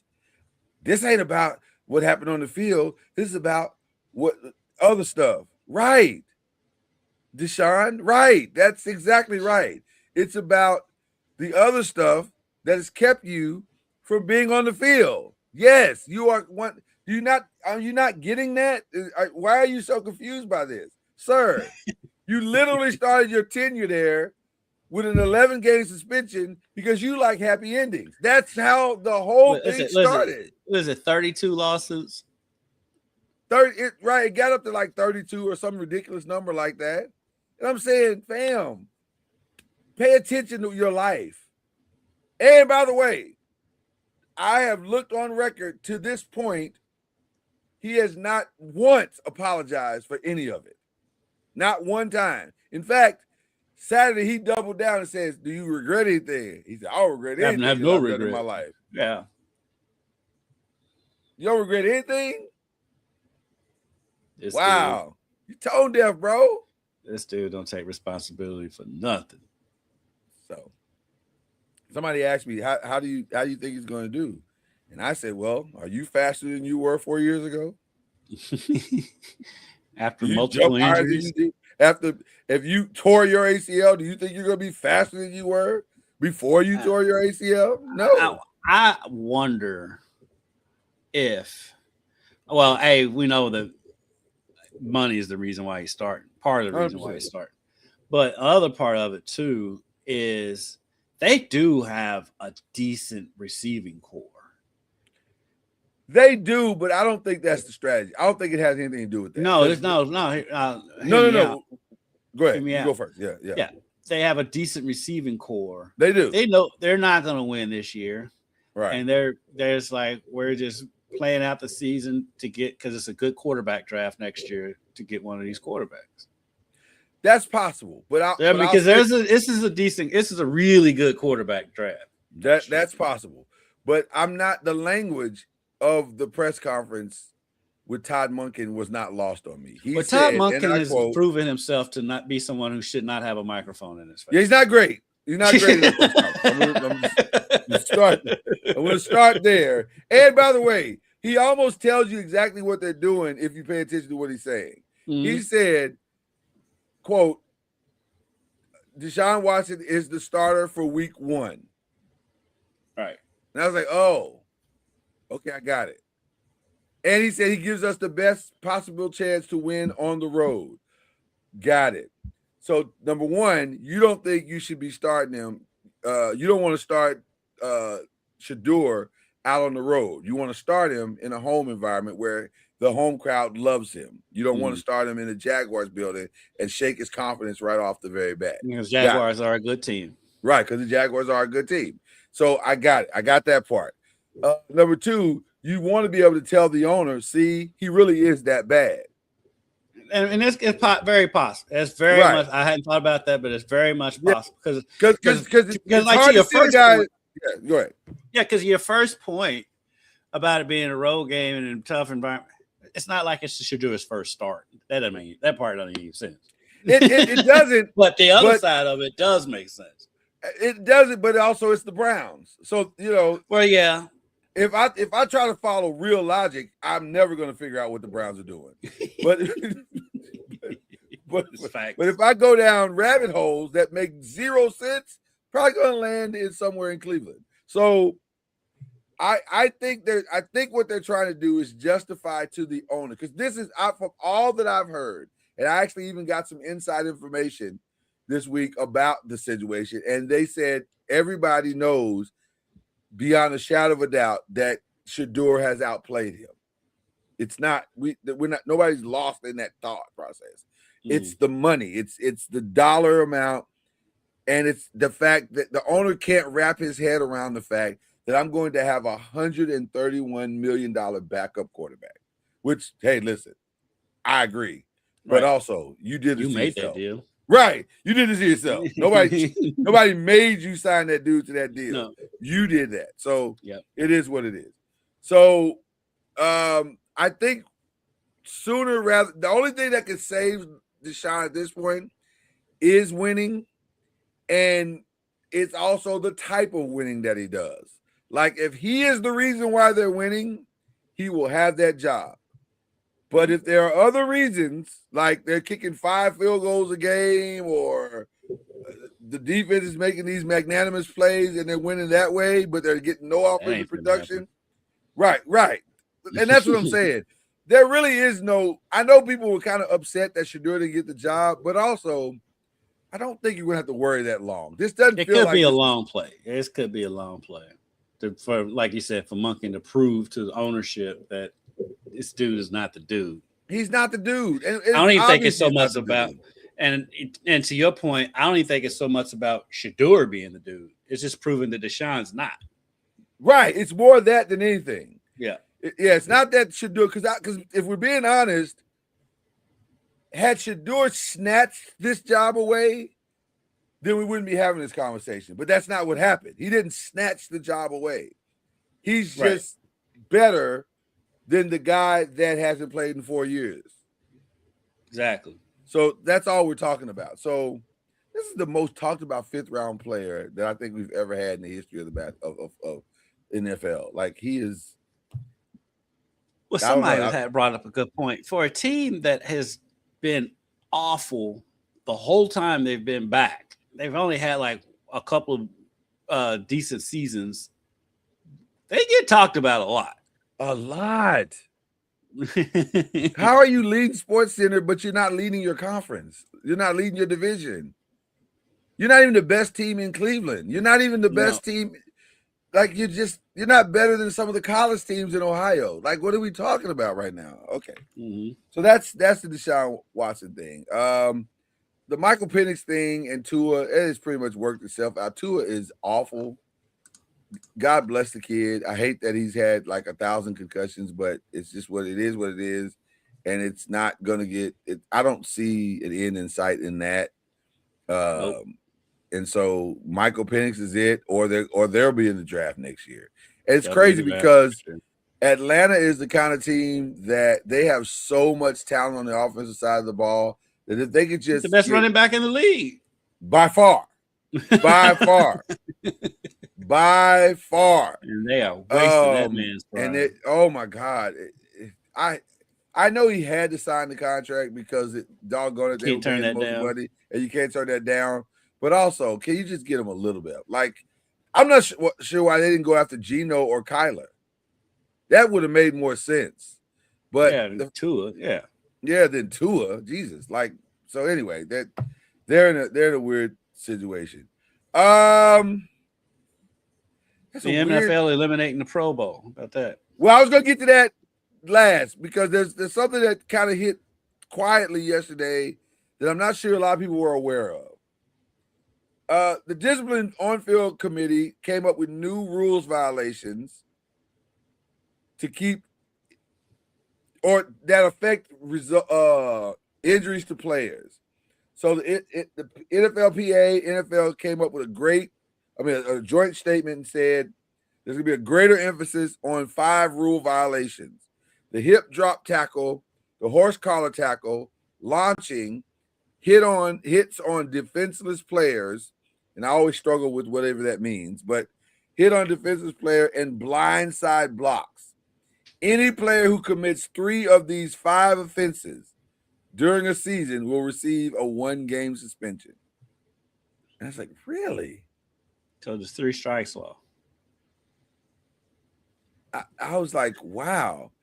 And then there's another part that says, go ahead. Only one of those that really kind of bugs me is the blindside block. Because if you have a blocking assignment, it's not your fault if the person you're supposed to block is not looking at you. Were you supposed to just stop and wait for him to turn around? I mean, excuse me, sir. I'm about to block you. I'm about to block you. You turn around and let me block you. And to that same point, hit on a defenseless player. What does that mean? Like, if you're on the football field and this kid is not aware that somebody could potentially hit them, how is that my fault? Unless he's walking off the field and I hit him. Well, then there are what you're talking about is when it's paper razor thin. It could go either way, but there are sometimes when it's like blatantly obvious, and hopefully that's what they're talking about. I get what you're saying though, because there are sometimes they're rule defenseless and it's a bang bang play, right? But like the times when somebody comes over the middle, maybe they drop it, and if they take a step or two, you're supposed to be able to see that and stop, but they don't. We've seen that, and so I think that's that should be what the rule is. But like, and I'm fine with it if it's a play like that, something that's blatant. But if it's razor thin, letter of the law type stuff, then I don't think that should count. I just don't want referees looking for opportunities to take players out of the game because they're doing things that are questionable. Like everything should not be questioned all the time. Right. Now, the only one that I will say, the hip drop, yes, 100%. Yes. That's dangerous. Horse collar, same thing. Dangerous. Yeah. Launching, yes, but also let's be sure, let's define that better than just saying launching. Because if you're talking Ryan Clark violent launching, okay, yeah. If you're talking he's just making a form tackle, no, that's not launching. So, right. So I don't know what, and just because he did it well, I don't want to penalize a guy for doing his job well. Right. So that's the weird part about that whole thing. So, and then the other part of this rule that's really strange is that players who commit just one violation will get 50% of the amount they are fined back at the conclusion of the season.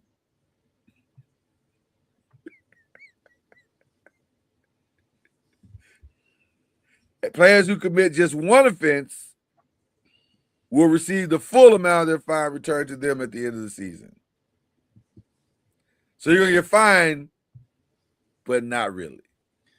This brings me back to the famous Dominique Foxworth quote when he said, when he was the head of the players union and he went into his first meeting just thinking that these guys, these owners or whatever, have to be super smart because they're rich. And then 2 seconds into the meeting, he realized they're not smart. They're not smarter than me. Yeah, they just committed. These are all these people are not smart. They're not. They just got there before you did. Right. Or they're Nepo babies. Right. And like, right. Some of these is we're giving the money back. What about all these charities that it was going to though? What are they gonna do now that you're getting all the money so back? what are they gonna hold up before they donate to the charity till the end of the season now? I have yet to hear any of these charities named, by the way, but that's a whole other thing, yeah. Okay, so yes, as Kendrick alluded to earlier, the Pro Bowl is no more. Roger Goodell has decided we don't need that. We'll just honor the players. I don't know what that means, that we're going to honor the player. I guess we're going to send them like a fruit basket. Well, the good thing about that is you won't have people like Huntley becoming a Pro Bowler. Right, because he's got to replace the Pro Bowl. The Pro Bowlers are going to be the Pro Bowlers. It's not going to be people just getting hurt and somebody sliding in there becoming a Pro Bowler. So how about this? How about we stop calling it the Pro Bowl, come up with a whole different name, because it's stupid to call it the Pro Bowl if there's no Pro Bowl. We'll just call it NFL first team, second team, third team, and leave it at that. But yeah, it's kind of a ridiculous situation. There will be no. Basically, they just said they're just saying there's no replacement selections anymore. There's no. I hate that they're eliminating the all-star aspect of it completely, though, because I do think it would be. It's cool for the fans to get some version of an experience, but I don't know what that experience should look like. I hate the game. The game's awful, but some version of some experience with the fans seems. Yeah, I just don't know what that is because it's a game where that's so inherent for injuries. Well, I was even when they play flag football, I mean, that's just an injury waiting to happen. Yeah, I didn't like the flag game at all. But I did like the tug of war thing and the dodgeball thing. Those are kind of cool and fun, and doesn't have anything to do with football, but it's fun, and it gives the fans an opportunity to be in front of. So I wish they would do some version of that, but I don't know. They're saying we're just going to get rid of all of it, and the thing is like it's gotten such negative response. Well, because it's bad. Because it's bad. It's like really bad. And it's a thing where it's obvious they can't figure out how to fix it. So there's like, you know what? But at some point, though, we all know it'll come back in some form or fashion. Yeah, they're just gonna take it away. They just taking some time off to figure out what they want to do. So, all right, so that's NFL. I guess that's most of the NFL news. Am I missing anything from the NFL? I think that was pretty much it. Other than the Jared Yoke thing. Shout out to my boy Harry Douglas doing his thing on First Take right now. Harry, love Harry. Harry Douglas. Jed York. I said Jared York. Jed York. What happened? He got caught in a prostitution ring. Is that what happened in Ohio? Apparently, yeah, in a trailer park. He was attempted to pay $100. I wasn't familiar with this story. He's attempted to pay $106 for sex with a woman he believed to be a prostitute. So he knew she was a prostitute. He's like, hey, how much is this? In a trailer park. First of all, let me say this. Am I Jed York is the owner of the 49ers, right? Am I wrong about that? He's the owner. Mm-hmm. Fam, you can't afford somebody more than $160?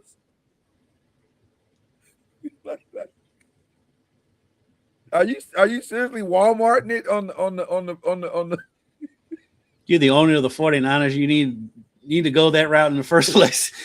Like you're at Aldi's trying to get, like, what are we doing right now? Like, he's like, hey, all these cornflakes is as good as any other cornflakes. Crunchy O's are just like Fruit Loops. Just because it comes in a plastic bag doesn't mean it doesn't taste the same. What are you doing, Jed? Said Jed's a millionaire. Kid folks said, Jed, move away from here. These people are no smarter than we are. This is for sure evidence to prove that the idiots are running the asylum. Yeah. $160. So now you're going to be suspended in the league for X amount of games. They may cost you draft picks. Who knows what Roger Goodell is going to do because you want to spend $160. You can't make this stuff up. Nope. You cannot make this stuff. You cannot. All right. You didn't watch any of the Dunk Man contest, did you? I watched some of it. I literally did just the other night. Okay. I gotta be honest with you. The highest rated dunk or whatever, and I didn't even think that was the best dunk I saw that night. But yeah, it wasn't. It wasn't. I'll say this. First of all, we're gonna have to stop saying the white men can't jump. Clearly they can. And well, some of them very, very well. And then secondly, I now feel a way about the dunking contest. I feel a way about it because I'm saying, now granted, these guys are literal professional dunkers. This is all they do. They probably can't hoop worth a quarter, but they can dunk the basketball. Mm-hmm. But even on a base level, I now feel a way about the dunking contest to the point where I'm saying, if this is the standard, then I don't want to see the dunking contest in the NBA anymore. It doesn't. I'm not going to be satisfied watching guys go through motions and take 50 times to get one dunk in. I'm not going to be satisfied with that anymore. So I say, either let Shaq run the dunking contest. That's A. B, let Shaq completely control the dunk contest and do some version of this during All-Star Weekend where maybe the NBA player sponsors a kid. Like maybe it's like betting. Like the dunkers are the chips and you push them into the middle of the table to dunk and every player bets on that kid or something. So then there's a pot that comes out of it. And there's a $250,000 pot or a $30,000 pot or whatever it is at the end of the night. And then that's how it works. But I don't want to see mediocre dunking anymore. Not after I've seen this. I see where you're coming from. And I agree to an extent. My only pushback is there's still something about an actual NBA player winning the dunk contest. I agree, but they won't do it. They won't go do it. I know. And so and when they do it, they suck at it. They're not good anymore. Like we've had the last good one was Zach and Aaron Gordon. Yeah. Everybody else has been subpar at best. Even when Donovan Mitchell won it, he was just okay. He didn't do anything memorable. I don't even remember how he won. Part of the thing with Donovan's dunks is his arms are so long. A lot of times it doesn't feel like he jumps that high. It's just he gets the dunk because his arms are so long. Yeah, but he does have hops. It's just weird, and it looks kind of weird because he does have such long arms. Yeah. So, shout out to Donovan too, by the way, who's now a happily married man. Happy nuptials, yes. Yeah. Shout out to Donovan. Plus, I read that she's getting they're working on a sequel, or not a sequel, but a spinoff. A spinoff. I saw that yesterday. For Hillary. They don't need that. That show was good ending when it did. They don't need that.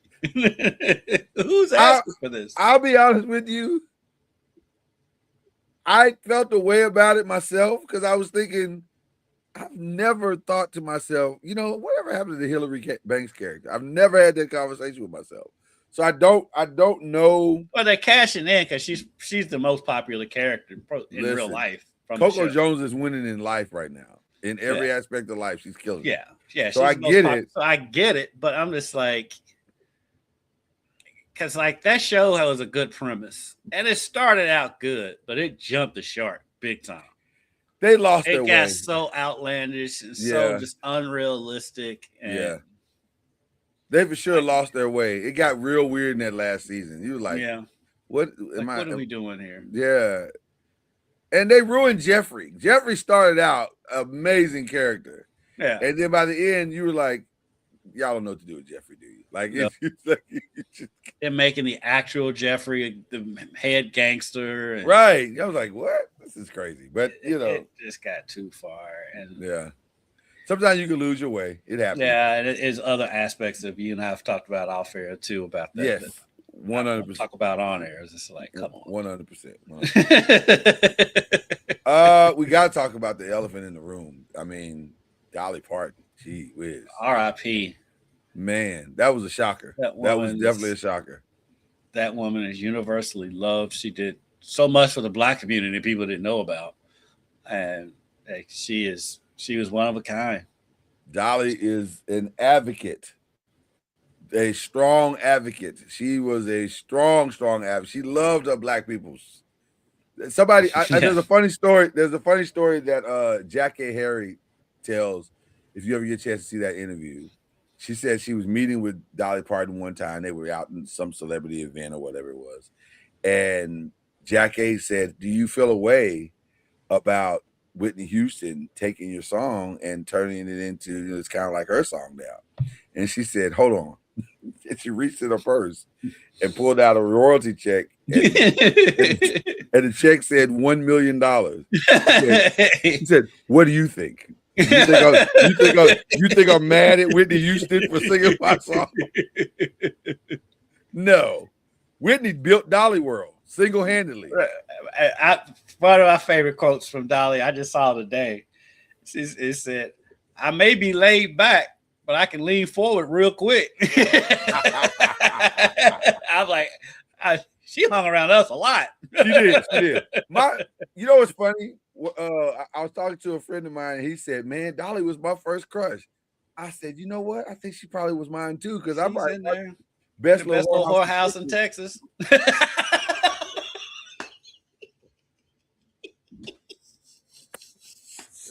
Why does every young Black man know that movie? Part of it is that movie came on like every day on HBO back in the day. My God, yes. For the young people in the crowd. For the young people in the crowd, HBO, when we were kids, showed everything, and they showed this same like 10 movies every day. At Best Little House in Texas was always on. That movie was always on. All the Cannonball Run movies were always on. Yep. They were limited in what Smokey they had. and the Bandit was always on television. Watched Smokey and the Bandit 1 million times on HBO. all three versions, all three movies. Love 1, 2, Smokey and 3. And the Bandit. But yeah, and then I'm gonna tell you the uncomfortable part. Say it out loud. And my other homeboy said this to me yesterday. He said, "I think we were all hoping for that one moment." In time. Because Dolly, let's keep it gangster. Dolly was beautiful. She's a beautiful woman. Supposedly Richard Pryor had that moment. And she was no. Are you being serious? That's a rumor that's out there. Does he remember? Because he be on that. Well, Rich ain't remembering nothing right now. I'm sorry. Here we are back to church. Dear Lord. This would have happened to Charlie. You are so right. Cats away, the mice will play. See what happens with the past apron. Anything is possible. But everybody loved Dolly. We'll leave it alone before we get ourselves in trouble. Everybody loved Dolly. Everybody. Yeah. Dolly was a real one, man. She did so much for so many people. Yeah, Dolly was a real one. Yeah, 100%. And then like Marilyn Monroe low key. Well, it's not even as low key anymore. There's more and more has come out in the past few years how much she actually did. So, we got some advocates out there. And then the great Tim Curry passed. Yeah. Rocky Horror Picture Show. I didn't really.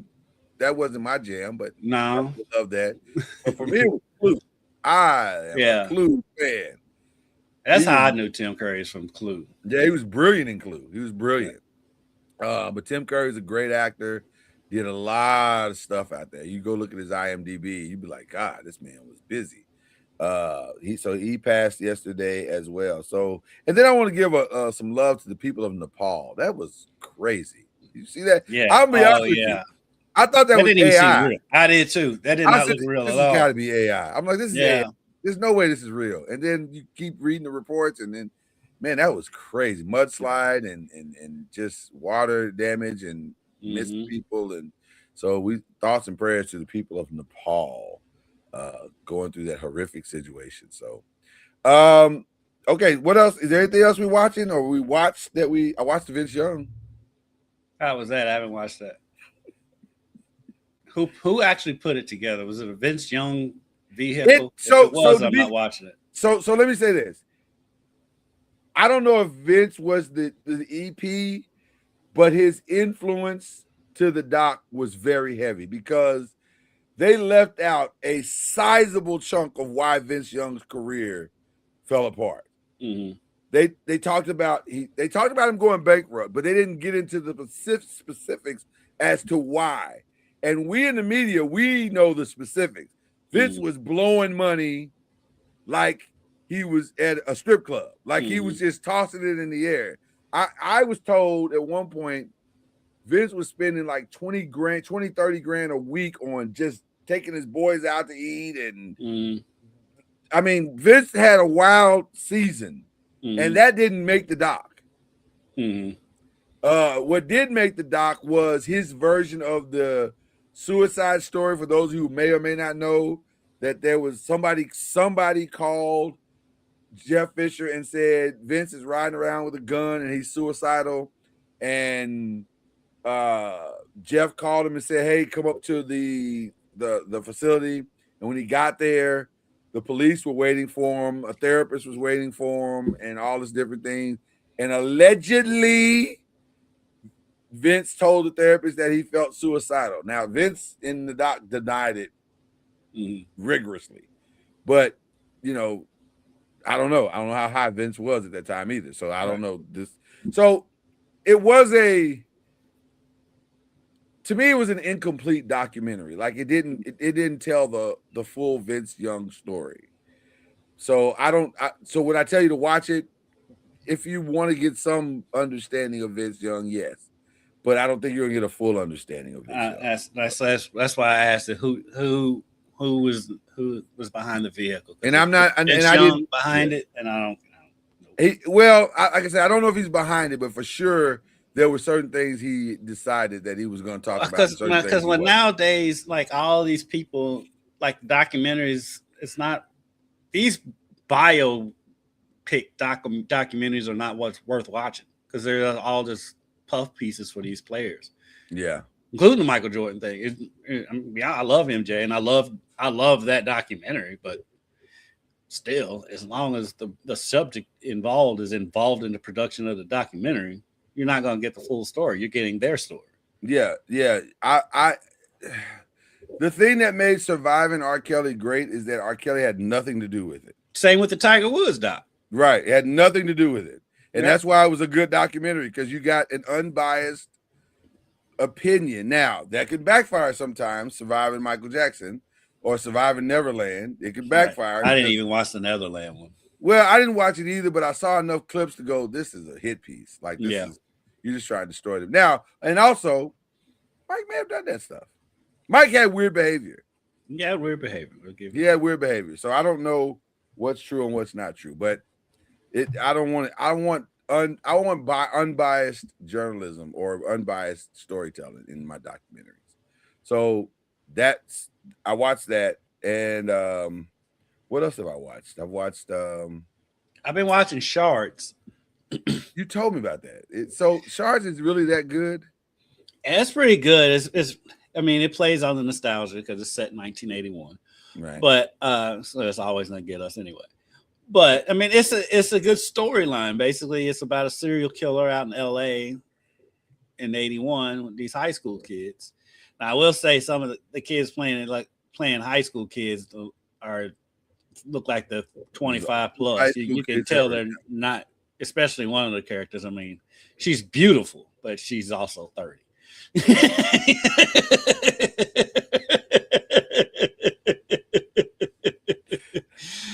But she's gorgeous. She's drop dead gorgeous, but there's no way that girl is less than 30.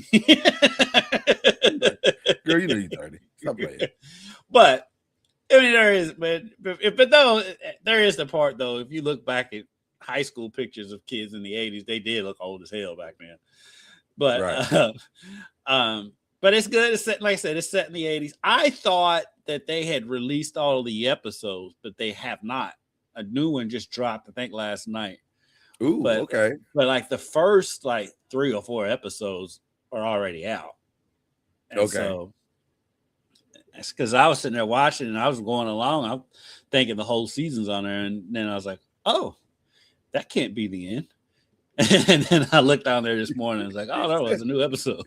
He said, oh, that can't be the end. That's funny. That's funny. So that's how we're ending this thing. But then it's a really good show. It's well written. I saw the trailer last night and I said, okay, this is the one Kendrick was telling me about. Yeah, so the nostalgia aspect of it alone is good. So yeah, that's good. It's a good show. I'm on episode 2 of Lanterns, and it's still. I keep hearing that it's good. I just can't. I've never been a DC guy, and so I've historically always been a DC guy, even before Marvel. Even before Marvel, but the modern DC has been wildly disappointing. Outside of Batman, everything else has been like, this is just okay. Like none of the Superman Lanterns. I haven't seen any of them, but even the promos and all that stuff they don't. The 2 I watched, I didn't enjoy. They were just like, this is not that great. But having said that, Lanterns is good. It's really, really good. I've heard the premise. The premise sounds interesting. Yeah, it's really good. The clash of Hal Jordan and Jordan Stewart together is a really interesting way to tell the historical story of the Green Lanterns. If if you're a comic book guy, like I guess we both are, then that's a really interesting story because they've not been in the space like this before. So it's good. It's enjoyable. It's really good. It's off to a good start. Hopefully they don't muck it up, but so far so good. I just saw that the voice of the Transformers, Peter Cullen, passed away at 85. Oh, God. Now my wife is gonna have a fit. She loves that dude. She loves that dude. Regulators, mount up. Not regulators. What were they called? Transformers. Autobots. Autobots. Yeah. Mount up. Yeah. Yeah. I don't know. That's gonna make for a sad day around the Spence household. My wife is obsessed with She's obsessed with Optimus Prime. I'm low key convinced that had she met Optimus Prime before she met me, pretty sure my kids would be Transformers. Just saying, man. She loves that dude. It's probably the voice. I get it. It's probably the voice, which is why I try to speak in a dark, deep tone as much as I possibly can. My deep chocolatey voice means white.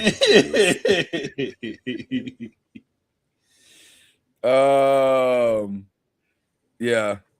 I don't know. It's gonna be interesting to see how she handles that today. She'll be up here in a minute, and when I tell her that, she's gonna lose it. It's not gonna go well. So thanks for that, Kendrick. Drewski's got a new video. You seen it? I have not. He's tackling CTE in the video. All right. The video literally starts with him addressing CTE in the way that only Drewski can. That dude, I'm gonna tell you something, man. I get what he's doing comedically. My wonder about him is that could he put together with budget a network-based show that could be appreciated by the masses? It would be a skit show. Yeah, one without question. Without question. It'd be in the Chappelle realm, Saturday Night Live realm. Somebody's gonna take a chance on him eventually. Yeah. And probably sooner rather than later, because the hits he gets on social media. So far, he hasn't missed not one time. And I don't think he missed with this one. I think he hit what CTE is accurately. But also I'll say this. The start of the video is wildly uncomfortable. In my opinion, it was wildly uncomfortable. Like, that's not like that is what CTE is. I don't know if mocking it is the way to go, but it's a choice. And Drewski makes hard choices. He makes very difficult choices. That's what he does. But yeah, I was like, yo, man, this is, and it gets increasingly more challenging as the video continues. So I don't know. I'll let you all judge it for yourselves.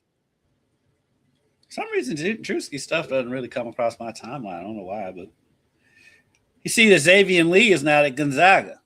Oh, what are we doing? That happened today? Did that just happen? Actually happened last night. It happened last night. Okay. Late last night. This post was from 12 hours ago. So. What are we doing? What are we doing? So why don't we just let kids play until they don't want to play anymore? How about that? How about we just eliminate the transition in the NBA and just let kids play in college until they're tired? As long as they take at least one class, we're fine. Yes, but now I don't even think they have to necessarily take a class. So he started at Princeton, went to Florida. So he was with the Cavs, apparently? Yes. How? Summer League, I guess. I guess he played Summer League, probably. Yeah. Now he's against. I don't like this. I'm going to go back to college. It's ridiculous. This is so ridiculous. It's so stupid. It's so okay. Stupid. All right, we got to get out of here. What are we? Is the Pitmaster thing going on this weekend? Finals is this weekend. And then we're 2 episodes away from the great fruit truck race. Yeah. But they're going to Derby this weekend. Well, they're coming to Louisville. I don't think there's Derby yet. Oh, so they're going to stay. They're going to come for the one episode and then stay for Derby. I think so. Because when I saw the preview, they were in Nulu. They weren't at the track. Right. They were not at the track. I know they shot an episode I think it was supposed to be the finale at the track. At the track. I got emails on that. I can probably answer that question just going through my emails. I'm excited about that. Thank you for turning me on to this show because I've actually thoroughly enjoyed it. It's been really, really I can't believe it's in its 19th season. It's been around that long? Yeah, and like when they said 19 seasons, I was thinking like Survivor's like in 30-something seasons. Right. It hasn't been on for 30 years. But It's like like if half you're on and half, HBO, yeah. if you're like on HBO Prime and you see like the HBO Prime on the HBO app and you see the early seasons, no, that goes back. You can just look at the video and tell it goes back. They've been doing this. Wow. I didn't know they've been on that long either.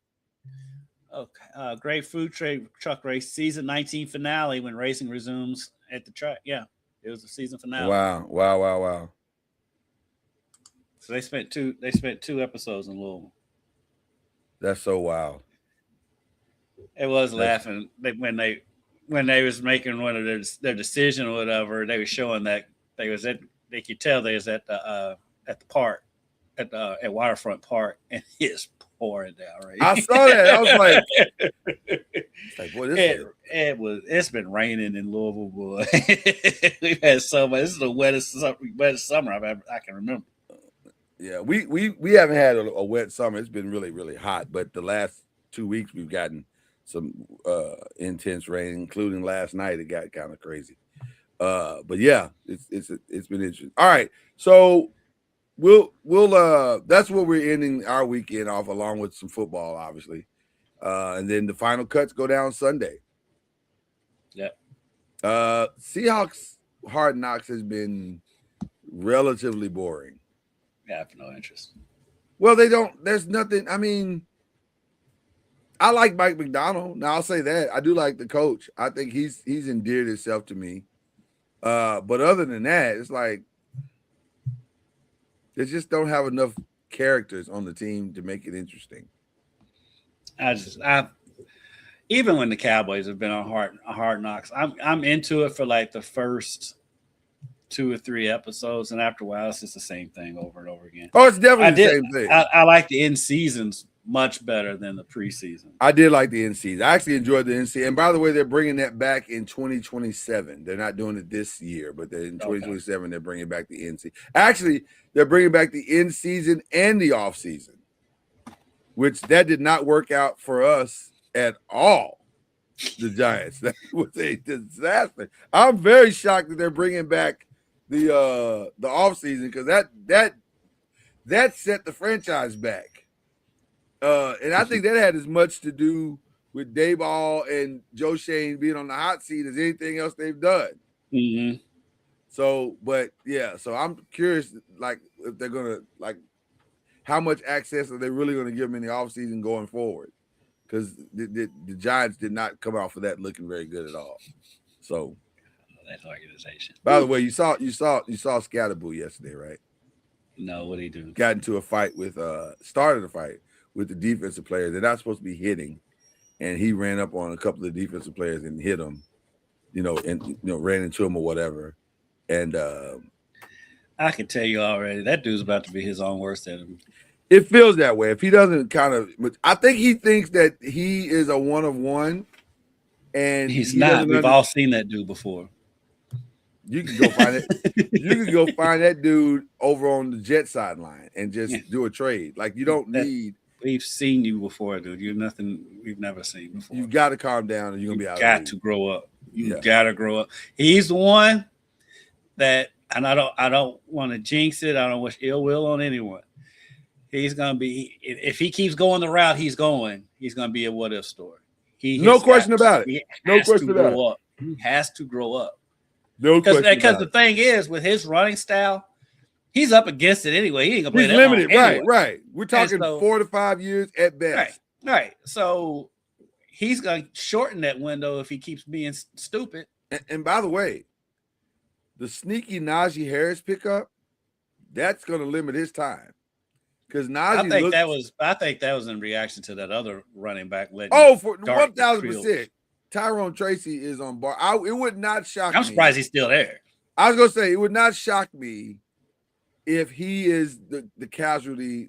I think he or Devin Singletary are going to be out. One of them is not. I cannot see them carrying 4 backs. I just don't see it.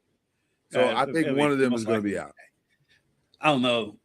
The reason why it's a possibility is because Scatterboo's an injury possibility. No, I get that, but also, but you can always go out and sign them. Right, you can also go sign somebody whenever, and why pay if you don't have to?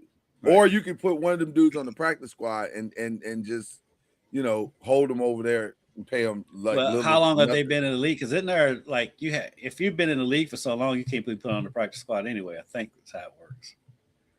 Is that what it is? I don't know. I know it was at one time because Murray, a lot of our players went to practice squads, and I think you got like 2 years on the practice squad, and then you either make the team or you're done. Yeah.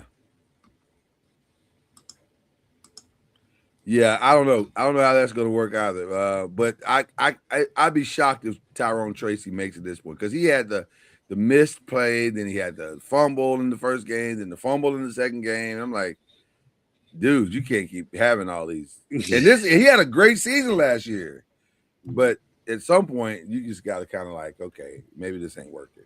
So I don't know. Looks like Odell's gonna make the team though, which is interesting. I think. Well, old boy blowing out his ACL the other day. Calvin Austin getting hurt probably locked in Odell for the season. Probably, unfortunately, but probably. Yeah. I mean, this is part of the game, man. It sucks, but it's part of the game. So, all right, you got any shout outs? Anybody shouting out? Really, I mean, just shout out to Dolly Parton, man. R.I.P. R.I.P. She meant so much to so many people, and she was, like we said, she's a real one. So. And shout out to University of Louisville soccer. You beat me to it. I say Giacomo because I grew up with my homeboy who spelled that name the same, and we called him Giacomo, but I've heard it's called Giacomo. I don't know. It's Giacomo Zazzo. He's a Lehigh transfer. If those who don't know, Louisville played at Kentucky on Monday. Kentucky had a 2-0 lead. Louisville came back as Zazzo scored the game-tying goal and the game-winning goal. Game-winning goal with like 10 seconds left in the game. 10 seconds left to go, to win it 3-2. And so, shout out to University of Louisville. Yeah, it was exciting. That was actually trending on my timeline. So I know a lot of U of L people apparently, because it was trending. So it was crazy. I didn't say this earlier, but I'm saying it now because one of the things that one of my guilty pleasures is watching Love is Blind. All things Love is Blind. Doesn't matter what country they're in, I'll watch it. And the Love is Blind UK. You live in a house full of women. I do. Hey, I am stuck, brother. I am stuck. Okay. But I watched it the last couple of days, and for the first time, I think definitely in the history of Love is Blind UK, but maybe in the history of Love is Blind, they went 4 for 4. All marriages. Now, one of them has no shot of working. There's one. There's no way they're gonna make it a year together. They're barely saying I do right now, but. But still 4 for 4 is impressive, Kendrick. It's impressive. Love is really blind. Or Hercules. or being a social media star is really lucrative. I don't know which one it is. I'll go with that. Not sure which one it is, but it's one of those two is a reality. So there you go. Guys, we got to get out of here. We got other things to do. We can't stay here with you guys all day long, though we enjoy having you around.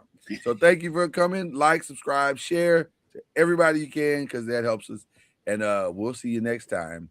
I don't know which one to cue. I guess we got to cue the whistle because that's like all our dreams come true.